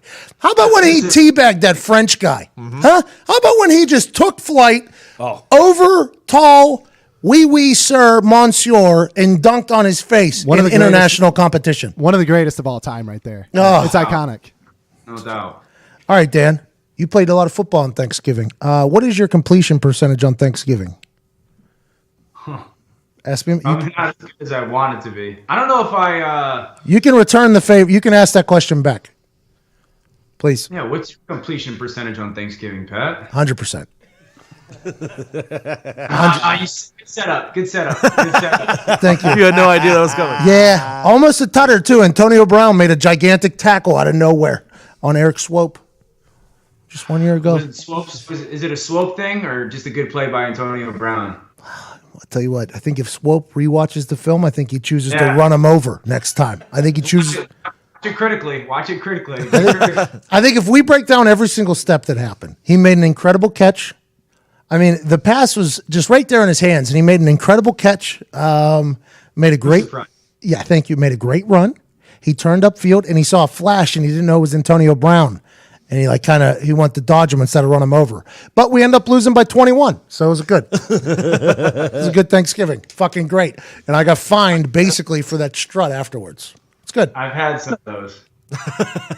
On Thanksgiving, like just ruined the whole family affair? I've had some Thanksgiving Day. I've played on Thanksgiving. I mean, Connecticut, which is a high school football powerhouse in the country, we play on Thanksgiving every year. That was sarcasm, so give me a laugh.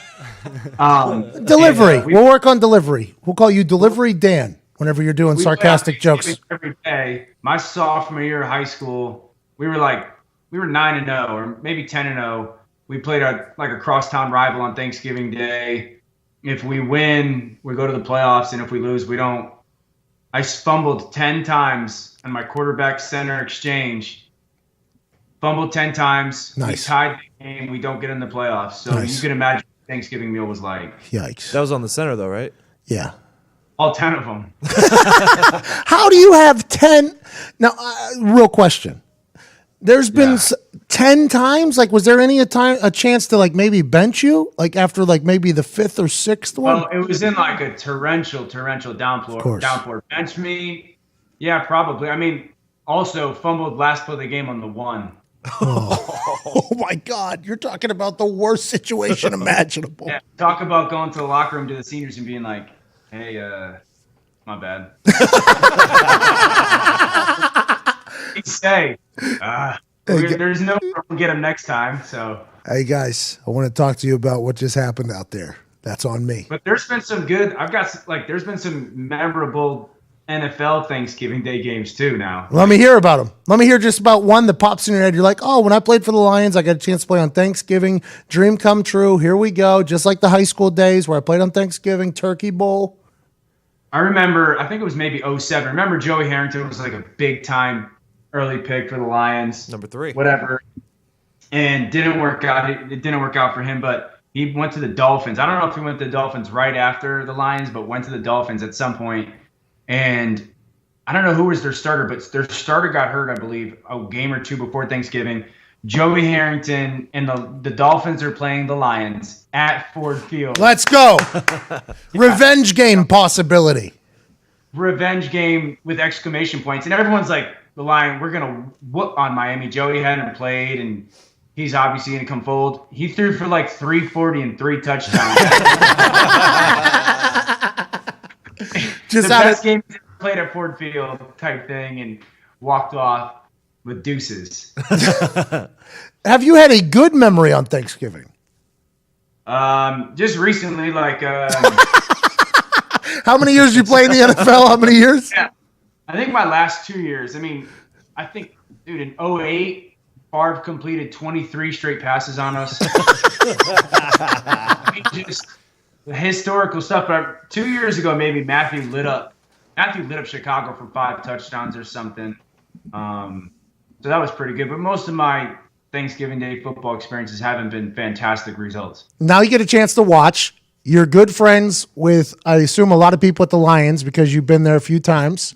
Lions take on the Vikings in a gigantic game. Gigantic game. Yeah, huge. Is Matt Stafford going to come out and just ball all over the place on the Minnesota Vikings? I mean, my high expectation level is, so Matthew's like wired in a way where obviously he plays quarterback. He's been the best player since he came out of the womb type thing. So he loves moments.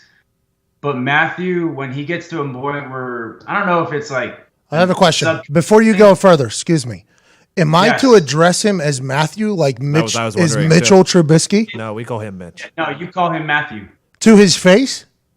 Well, I mean, he doesn't care about it, but he cares about it. You know, like if you called him Matt, eventually. I didn't know that. Yeah, it's a Matthew. It's a Matthew. He's a Matthew. Like the Bible, right? There's a Matthew in the Bible.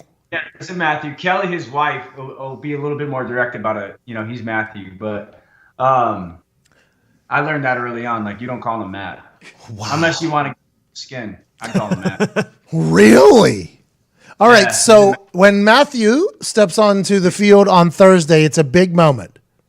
Yeah, he just loves the dude's wired where like he loves to know that all eyes are on him type thing. He loves like that prime time I'm the only game on feeling. So I would expect him to go light it up. And then he plays well against Minnesota. You know, like they both won both their games against them last year. They won their one game against them this year. Their coordinator, Jim Bob's got a really good feel. Minnesota does such unique stuff schematically on defense that a lot of teams in the NFL, when they play them, like think they got them fooled and figure out how to pick up their blitzes, and Minnesota just has a field day on them. Jim Bob Cooter. Great name. Can't say his name enough. By the way, he's from Tennessee too. And he was with the Colts with Peyton Manning here. I remember when he was like a GA for the Colts, which is like basically just cleaning shit up. Like his job was to clean up practice and things like that. Old Jim Bob Cooter is a guy that liked to have a good time. Jim Bob Cooter is like a good guy. And now he's like the wizard behind the Lions offense and very successful. I'm like, good for fucking Jim Bob Cooter, cuz out of the womb, he didn't have a wound. He got stabbed. Out of the womb, Jim Bob Cooter is a definite deficit in life. Jim Bob Cooter. Not if you're from Tennessee or the South. It's normal. You're right. Jim Bob Cooter, though, that's... Imagine reading through, is Shania Wilson here? Yep, okay. Is Robert Lee here? Yep, I'm here. Is Jim Bob Cooter here? Woo! Woo! Woo! Yeah, I am, cuzzo. I'm all... Not only is he Jim Bob Cooter, but he grew up right next door to the Jack Daniels distillery. Oh, he's just his dad loved life. To slip by, his dad's last name is Cooter too, and he didn't. What was his dad's name? Do you know his dad's name? I don't know his dad's name. Oh, Jesus. His first name is Scooter. Scooter Cooter? Yeah. Get on that scooter, Cooter, cause Jim Bob Cooter comes out the Cooter. So you think the Lions are going to win? You think Matthew Stafford, if he was called Matt, would be upset. You think Jim Bob Cooter is going to pick apart the Minnesota Vikings, and your kid does karate. Is that a good summary of everything here that happened? 4 for 4. What are you doing right now? You really do. He's Skyping in it seems like it's a real ISIS hostage video. There's no decoration on the wall. It's just a white wall. Looks like an investment. Look at those rooms they do investment. Art. There's art with a spray paint on the other side right there. We haven't figured out what color we're going to paint the office yet, you know? Oh. It's only been there for, I don't know, like 16, 17 months. So. Not a bit. Job's really taking off. When are you going to commentate games? What's next for you? That's my hope. You know, that's what the world I kind of want to get into. You know, I want to stay next to football. Football, I love it. It's been so good to me. So, not your Thanksgivings, though. Let's be honest. Football's not been nice to your Thanksgivings. But I want to call them. I love doing it. I've kind of dabbled in it the last couple of weeks and enjoyed it. And I feel like I bring a little bit, kind of an insight that there's not a lot of that out there. I think Romo's kind of changed the commentating game a little bit. Romo's kind of calling games like he's out with his buddies type thing. So I think I've got a little bit of that in me. So we'll see where it goes. You know, I think I'd enjoy it. Who you been working games for? Nobody. You just been doing it at home? Yeah, I'm just doing it at home, kind of Twitter and Instagram and whatnot. I came, you know, going into camp and whatnot, and then kind of deciding if I was going to go into coaching because I had some opportunity to go do that. I kind of came back into the game a little late, so I'd kind of have to wait till next year. Well, yeah, wait for Q1. It's Q1. Do you know what that means, Dan? Q1? It's advertising talk. Don't worry about it. Q1, Q2, Q3, Q4. A lot of advertising money is decided in Q4 about Q1. So they might be thinking about the future for you, bub. I love it. Are you going to broadcast boot camp? I am. Well, I did broadcast boot camp at 14, and I'll probably do the advanced one now. Oh, a little AP, advanced placement. Oh, work a little bit harder. How is that broadcast boot camp? I was thinking about signing up for it, and then I didn't. It's pretty cool. I mean, it's a lot of information. You kind of get your eyes opened up to it. I think the biggest thing is there's so many like people there that, you know, are important. So it's a big networking opportunity. Put your face in front of other people's faces and, hey, this is who I am. So, but it's cool. You learn a lot. I just don't know how they would do with me there at the broadcast boot camp. You would do well. They'd probably like you as much as our teachers liked us. Like you would do well because, I mean, I know. You kind of have a good kind of realness about you and energy about you. Not to get like too Keep much it going, Dan. Keep it going. Dan, keep it going. So I think you would do well there. I mean, where's it at? It's in I don't even. Which is where like NFL fans lives. In Philadelphia? Right outside Philly. My friend's from West Philadelphia. Was he born and raised? Yeah, 100%. Did he grow up at the playground? Yeah, there's a playground over there he used to play on all the time. He spent most of his days. Some days. Oh, yeah, he's just nonstop. Did he play basketball there? All day. Yeah, he chilled out a little bit too and relaxed. I bet you was he a bad student? Well, he could do the thing. The Rubik's Cube? The Rubik's Cube really well. And he always wore that jacket inside out. Mm-hmm. It was a good look. He's a rapper now. he used to chill there, just max out, relax, shoot around. Real cool. Mm-hmm. Like right outside of his school is like what he was known for. That one dude was causing trouble. You should go to the West. He's up to no good, really. Like, you guys know this guy? Yeah, he started making trouble in the neighborhood. Yeah, that dude started fucking with him. And Yeah, he got trouble. one little fight. Yeah, I wouldn't call it a fight. It was a pushing match. He got But his mom did get But scared. his mom got scared. Yeah. And she was like, "You're moving with family." all the way out west. Way- Out west. Yeah. Probably. in Bel Air. Yeah. Yeah, I was in Bel Air. They moved to Bel Air. Yeah, and it was like, boom, boom, boom. All right, Dan. Anything else? That was well done. Thank you. Wait, I want to share a story with you. I got two decent stories with you because you're a specialist. Wait, I'm gonna get high. I'm gonna get high and listen. What are these? These are specialist stories. Yeah, you're a specialist guy, so obviously you guys. The have a brand, little bit- please. The brand. The brand. You're a brand guy. The brand guy. This weed pen's for the brand as well. I just want you to know that.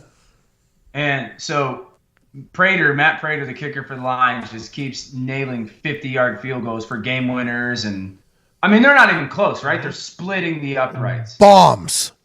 So as you, as a member of the brand know, you know, it's not just a one-man show. There's three dudes that are pretty good at it, right? So Detroit's, and I've got to get this guy's name out there because you know him probably a little bit. Don Muehlbach is the line snapper. Okay. So he's 36 years old. He's in his 14th season in the NFL. Wow. So rich, by the way. So rich, that guy. Upside down quarterback, really good, so rich. Yeah, but you would act like he acts like he's, an NCAA athlete the way he lives. So, I don't respect that at all, but I like the way he lives. So he was going into his second year when I came in as a rookie to Lions. So we gravitated towards each other, but he doesn't look like an NFL athlete at all. I mean, he was a banker previously, so he looks like a bad-bodied banker. Sloppy. You're saying he's a little sloppy. Yeah, just like men. So what was that? It's just men, Body type, meh. Yeah, MEA. So it's going. I get drafted. It's early on. I'm not even a rookie, and so we're hanging out, and we're like, let's go to Lifetime Fitness to play basketball. So all right, cool. Mind you, his little brother's at that point playing basketball, starting on the starting five for Texas A&M. Oh, so I'm like, all right, you could probably hoop a little bit. You play in the NFL. Your brother plays college basketball. Let's go hoop. So we go to hoop, and I don't know much about this guy at this point yet. So playing in the game, and early on in the game, I'm watching him play, and I'm like, dang, you're really, really unathletic. So there's a point where I grab a rebound, and I kind of turn up court, and I see him. He's already past half court, so I'm like, sweet. Chest pass it to him. He catches it like 1, 2, 3 dribble, goes up for an easy layup, and I'm not exaggerating. Ball goes up over the backboard, and he's the only guy on that side of the court, falling into the court behind the back. So I stand there, and he just kind of looks at me. I was like, what was that? And he's like, I'm sorry, man. So we get into it. I'm like, Mule. We call him Mule. I'm like, what's the deal? After the game, I'm like, what's the deal? What was that about? He's like, I'm really unathletic. And I'm like, what? You play in the NFL. So I'm like, give me your story. He's like, all right. I played high school baseball. I was cut from the high school baseball team 4 years in a row. He's a persistent fucking guy.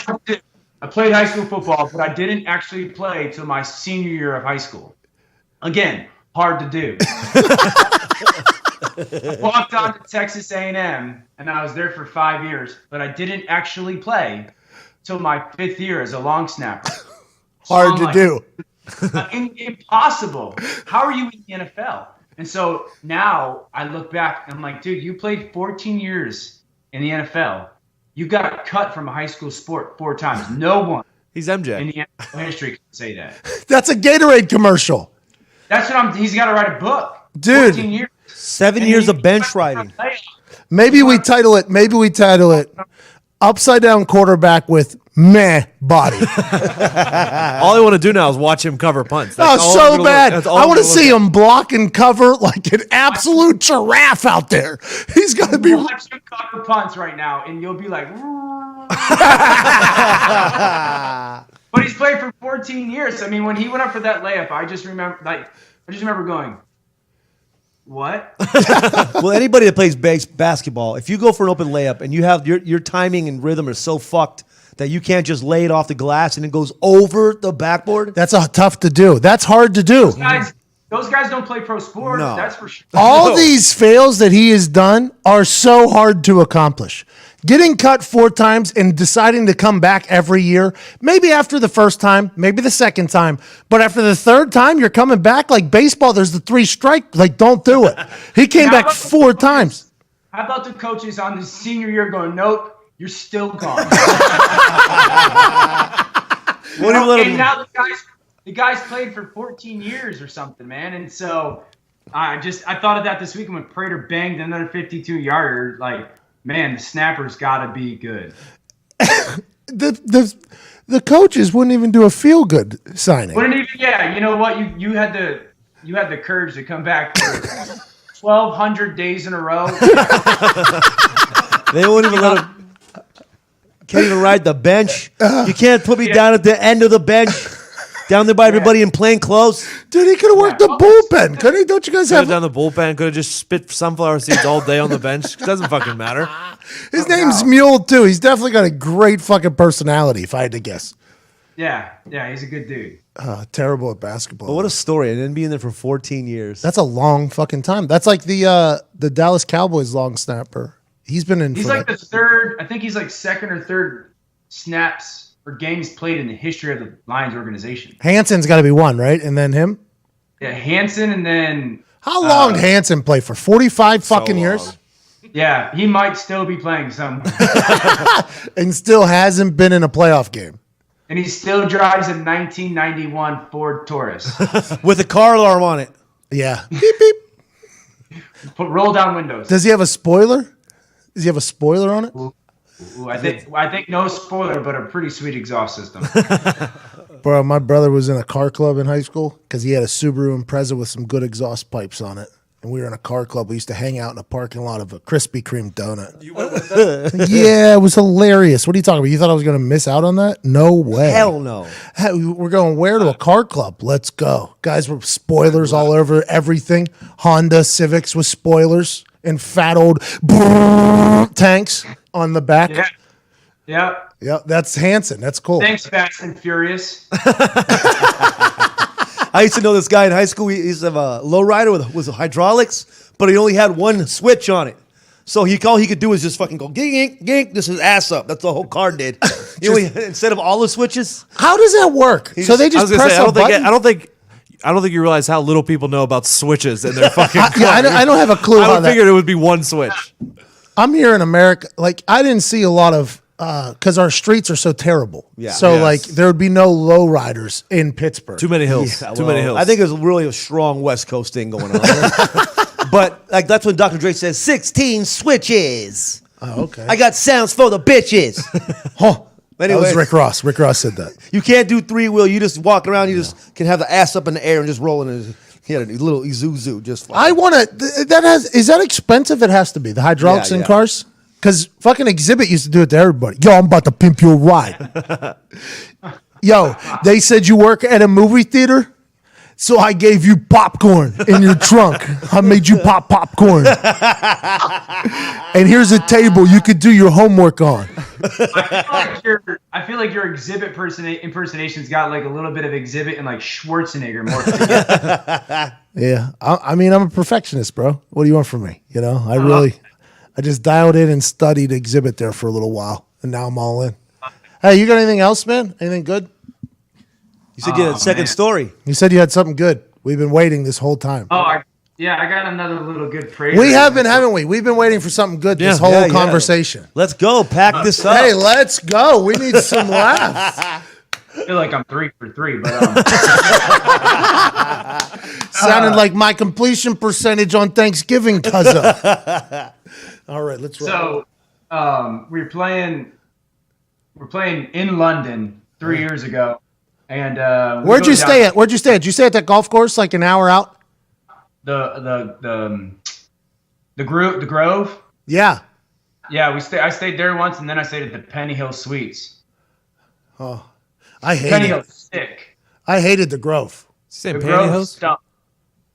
I didn't like England, but I liked the people of England, which I thought I'd hate. You know, grudge. I'm a grudge holder. 1776. I'm a grudge holder. I'm Irish. I'm German. I hold grudges. I won't forget. And I thought I'd hate them, but boy, they were fucking awesome people. Everybody had a personality. Everybody was happy, having a good time. I'm like, Yeah, I holy was happy to get over there. I'm not running to get over there again, but I was happy to experience it. Yeah, I agree with you there. I'm not like, it's not a destination city right now for me after going, but I'm happy I was forced to go.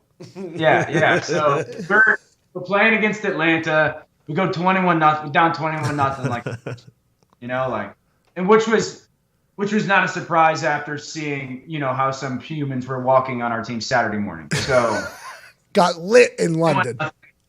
And we make this incredible comeback, and we get the ball back with like a minute at like the 5-yard line. And right before we get the ball, Prater comes up to us, and Prater's got this incredibly dry sense of humor, right? Just big old beer belly and whatever. So he comes up to Matthew and I and goes, "Hey, so either make this a 20-yard kick or a 65-yard kick." And Matthew was like, "What? What do you mean?" He's like, "Either give me a 20-yard field goal or a 65-yard field goal." And we were like, "What do you mean?" So he ends up kicking this 50-yard game winner, right? Very next week, same type of situation. We're playing the Dolphins. Prater comes up to Matthew. "Hey, either get me a 20-yard field goal or a 65-yard field goal." And did that 7 times over the next Bang, bang, bang, bang. But dead serious. Like first time, like you've never heard this before type stuff. He'd come up to you and lock you in. Prater's never serious. He would lock Matthew in his eye and be like, "This is what I want." Yeah. Hey, Matthew, I will call you Matt if you do not get me a 20-yard field goal or a 65-yard field goal. Yeah, he's like, I don't want any of these 30 or 35-yarders. He's like, I want to kick it like an extra point or hit it as hard as I can. I think Prater might have just bumped up to my favorite kicker on the earth right there. Oh, man. Dude, he's a legend. Yes. I mean, he's a legend. The stuff that I've seen that guy do. With everything. Go on. He likes to party, I've heard. The first time I talked to him, he was like, "Are you hungover right now?" This is before a game. And I was like, "No." And he's like, "Oh." He judged me and walked away. I was like, "What the fuck does that mean? Did I just disappoint him?" Yeah, Yeah, I feel like I disappointed. He like gave me a look and just like walked away. I'm like, yeah, that story doesn't surprise me. it was amazing. He likes to. I mean, he's got one trip around and he's going to get his best swing in. It was incredible. It was absolutely incredible. I started dying laughing when he just walked away. And Vinatieri had I had to tell Vinny what just happened. I said, I think it's my favorite thing I've ever experienced. Aside from Janikowski telling me to take cruises so I could duck the substance abuse drug tests whenever I'm in the substance abuse program.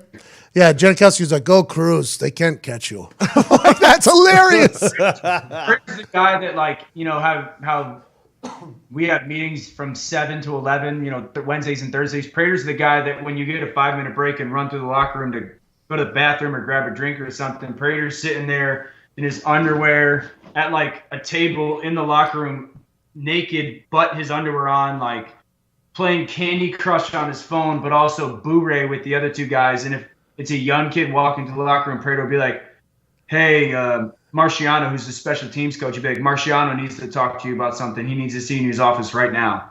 And so the kids would freak out.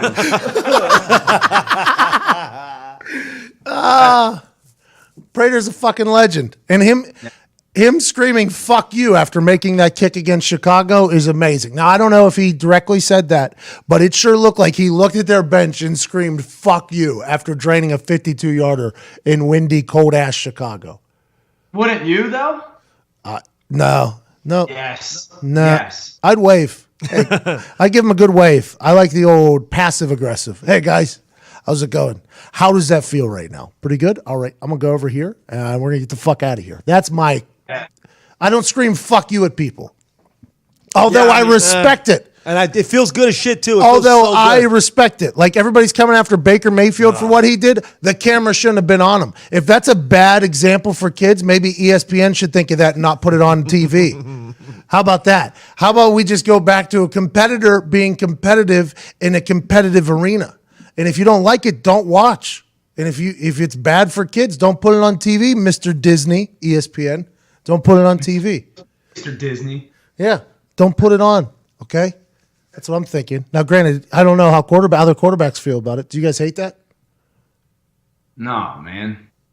We love it because it's endearing to us. It makes us feel like he thinks he's one of us then.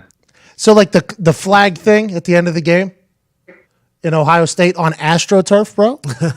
Are you kidding me? I absolutely loved it. Really? Yeah. Me too. Me too. I very much enjoyed it, but I thought like other quarterbacks would be like. I was kind of bummed that he apologized about it. I hate that he apologized. I'm sick of it. Don't apologize. ESPN should apologize. That's his coach making him apologize. You see, he's not starting this week either. Oh my fucking God. They said he's still going to play, but he's not going to start, and he's not going to be a captain. Not going to be a captain for an arbitrary coin I'm toss. disgusted. I want to see how long he actually doesn't play, though. First series, we had a guy fail a drug test and he got suspended for, I think, like 4 plays. Second down, you're in. Listen, you are not starting this game, but second down, you're in. Hey, those dudes from Oklahoma, I would go die for Mayfield. Fuck I mean, yeah, those they guys would. like offensive lineman because he's a dog. Dude, that's what makes sports though. Like his character is a character. Like that's a sports character that you have to enjoy. There's like the modest religious guy. There's like the quiet guy. There's the humble guy. There's the smart guy. There's the nerd. Yeah, and they all factor in somewhere. They all factor in somewhere. And he's like, what is he? 5'10"? I mean, he's had to have that edge because he's the starter in Oklahoma. He's going to win the Heisman and he's 5'10". No, he's getting suspended. He's probably not going to win the Heisman because somebody was like taking a picture of what the Heisman definition is. It's like playing the game with the utmost integrity and blah, blah, blah, blah, blah. So he's probably not going to get it, especially after Johnny Manziel put the blunt on his Heisman. Blame it on John football. Just a fucking blunt on the Heisman a week after the award show. What? Just going to the bars with your Heisman? What a fucking move. What a move. Hey, me and Heisman with like 2 shots of the most expensive stuff and 2 Bud Lights, please. Yeah, me and Mr. Heisman here. Just putting him on the bar with you? Unbelievable. It's a bold move. All right, man. I'll see you later. Later. D. Orlovsky 7. D. Orlovsky 7. Twitter. Dorlovsky 7. On the Twitter. On the Twitter. Hey, you're good on there. I enjoy what you do on there. I appreciate it, man. Thanks. No problem. Let's make sure we paint those walls maybe. Look a little bit like a Bin Laden situation over there. You know a guy that can come over with a brush or? Craigslist. There's wanted ads all over the place. Yep. I'll look into it. Angie's List. There you go. That business is from Indianapolis, and I'll tell you what. I'm not sure if it's thriving or surviving, but they have a big-ass building down here that they just lost. Yikes. Yikes. Edit that. I don't know if they'll ever be a sponsor. I don't know if Angie's getting on board. I don't know. All right. Well, see you later, Dan. Later. Appreciate it. Thank you. I love Dorlovsky 7. I love him. He's so funny. He opens up. He tells stories. How about Matthew? Matthew Stafford. I don't know how I feel about it. I don't know how I feel. I've always heard he's such a bro, but then you hear the Matthew thing, and it's like, is he? Is he? Yeah. He's the man. Hey, he gave us a lock in there. He did. He said Matthew is going to ball out on Thursday night. That's wild to me that it's like legit Matthew. I think pretty much everyone that I'm a big Lions fan, as you guys know. The people listening might not be, but everyone does call him Matthew. I don't think I've ever seen Matt or any other form of it on Twitter. Maybe that's on us. Maybe we're just a bunch of fucking children. No, I guarantee you on my good eye that in every single fantasy football draft outside of the state of Michigan, motherfucker said, I'll take Matt Stafford. Guaranteed. 100% He's good at football, Matthew. Matthew is a damn good football player. He can spin it. Boy, he can. Oh, look at you fucking pulling out. He can spin it. He can spin the rock, You toss ever, the pill a little you bit. ever hear? Hold on, didn't John Gruden call in earlier to talk about Matt Stafford a little bit? Yeah, I think we could probably find his Yeah, audio. go ahead and dig that up. Hey, nice, Evan. Nice, good work there. How's it going, man? Hey, Mr. Gruden. Who is this? Hold on, who was that? My voice is a little raspy, man. That's Coach Gruden, though. Why is it so raspy? You recruiting for Tennessee or? I'm going to plead the fifth on that one, man. Hey, would you want to go back to college? I heard college is a good time. You promote Hooters and Corona. I'd assume you'd enjoy a college atmosphere. Well, Butch Jones may have well just burned down Knoxville. I don't want to, go in there and have to build that fucking place back up. So I don't know, man. Like I said, I'm still holding out for either a Raiders or a Bucks job. You would like to get back to the Bucks? Yeah, or the Raiders. I wouldn't be surprised if they shit can Jack Del Rio before too long. Who's the first player that you used to coach that you're signing immediately upon becoming a head coach again? Well, I think Allstott's got CTE, so I'm going to have to stay away from him. But if I'd put a call into Brad Johnson, see if that cannon's still oiled up. Speaking of cannons, how you feel about Matt Stafford? I think what the guy you just got back there said, he can really spin that rock, man. He can toss that pill around the field like few guys I've ever seen, man. Would you compare him to Brett Favre, maybe? Yeah, they got a little bit of that backyard mentality, that schoolyard bullshit type of thing. I really like how he plays, man. How about Brad Johnson? Does he play similar, or how would you dissect how he plays football? Matt Stafford can't hold Brad Johnson's job. Plain and simple. Well, thanks, Gruden. I appreciate that. Hey, you guys have a good Thanksgiving, man. Enjoy that turducken. Hey, what are you? Hey, Gruden, Coach Gruden? One last thing. What are you thankful for? Let's probably just Spider 2 Y Banana. My favorite play. Outside of that, just football, man. I can't get enough of it. Yeah. Spider 2Y banana. Hey, Coach, I don't know if you get into this much, but holiday cash, you need it, and I know where to get it. MyBookie is the place to score serious cash on your sports predictions, Coach. Sounds good. Believe it or not, the holidays are just around the corner, and while that means plenty of parties, gifts, and spending, it also means there's lots of football, basketball, and hockey games you can score big on every single day.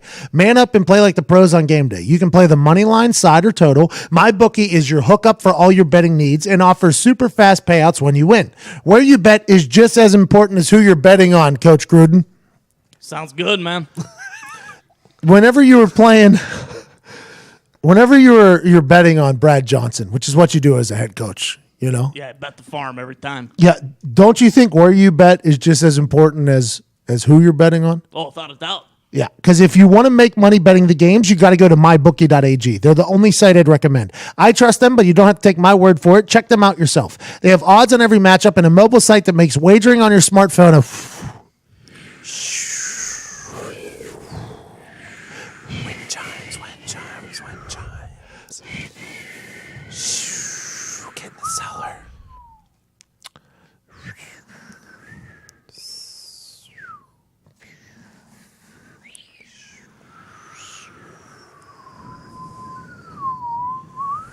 They have odds on every matchup and a mobile site that makes wagering on your smartphone a breeze. Join now and MyBookie will match your deposit with up to a 50% bonus. Use promo code McAfee to activate the offer. Visit mybookie.ag today and use promo code McAfee to activate the offer. You play, you win, you get paid. 4 ad reads today. Only doing 2 shows this week. Sorry they got stuck in there. I very much enjoy our ad reads, though. The companies that sponsor and pay for us to do this thing, I very much owe. And they send us samples of all this shit, and I love it. That State and Liberty shirt is immaculate. These Omaha steaks, this meat in my mouth is just absolutely legendary. SeatGeek's getting me into a magic show where I'm going to be high as fuck, and the promo code's incredible. And this goddamn MyBookie's got me winning so many monies. All the monies. All the monies. With my lock it ups. You better lock it up. You better lock it up. That's right. You lock it up. I do. I did. Lock it up. I did. Listen, every bet I've made has not been a winner. And I've told you that some things are kind of locks. And at the end of games, Deshaun Kaiser gets fucking strip sacked at the 4 fucking yard line with 1:22 left. And somehow, Jacksonville scores a fucking touchdown. And nobody gives a fuck time. And all of a sudden the game's over. And you had fucking Cleveland covering. And it just didn't happen. Just a late punch in the dick. But I did say, anytime the New England Patriots are given an over-under line on how many points they're going to score, take the over. Tom Brady's going to figure out that defense. Josh McDaniels is going to have a great time. And Bill Belichick is going to have absolutely no reaction. I think that's a super-duper lock of all time. I very much enjoy watching the NFL season this year. It's so much fun. I love it. I can't wait for Thanksgiving. I can't wait for you guys to listen to our Thanksgiving celebration. From myself, at Tactical Digs, at Shaun Latham, at Evan Foxy, at Ty Schmidt, like Ty, Coach John Gruden, who joined us, Dan Orlovsky, and Nick Thune. I thank you so much for spending your Tuesday with us. I hope you have a great night. Cheers.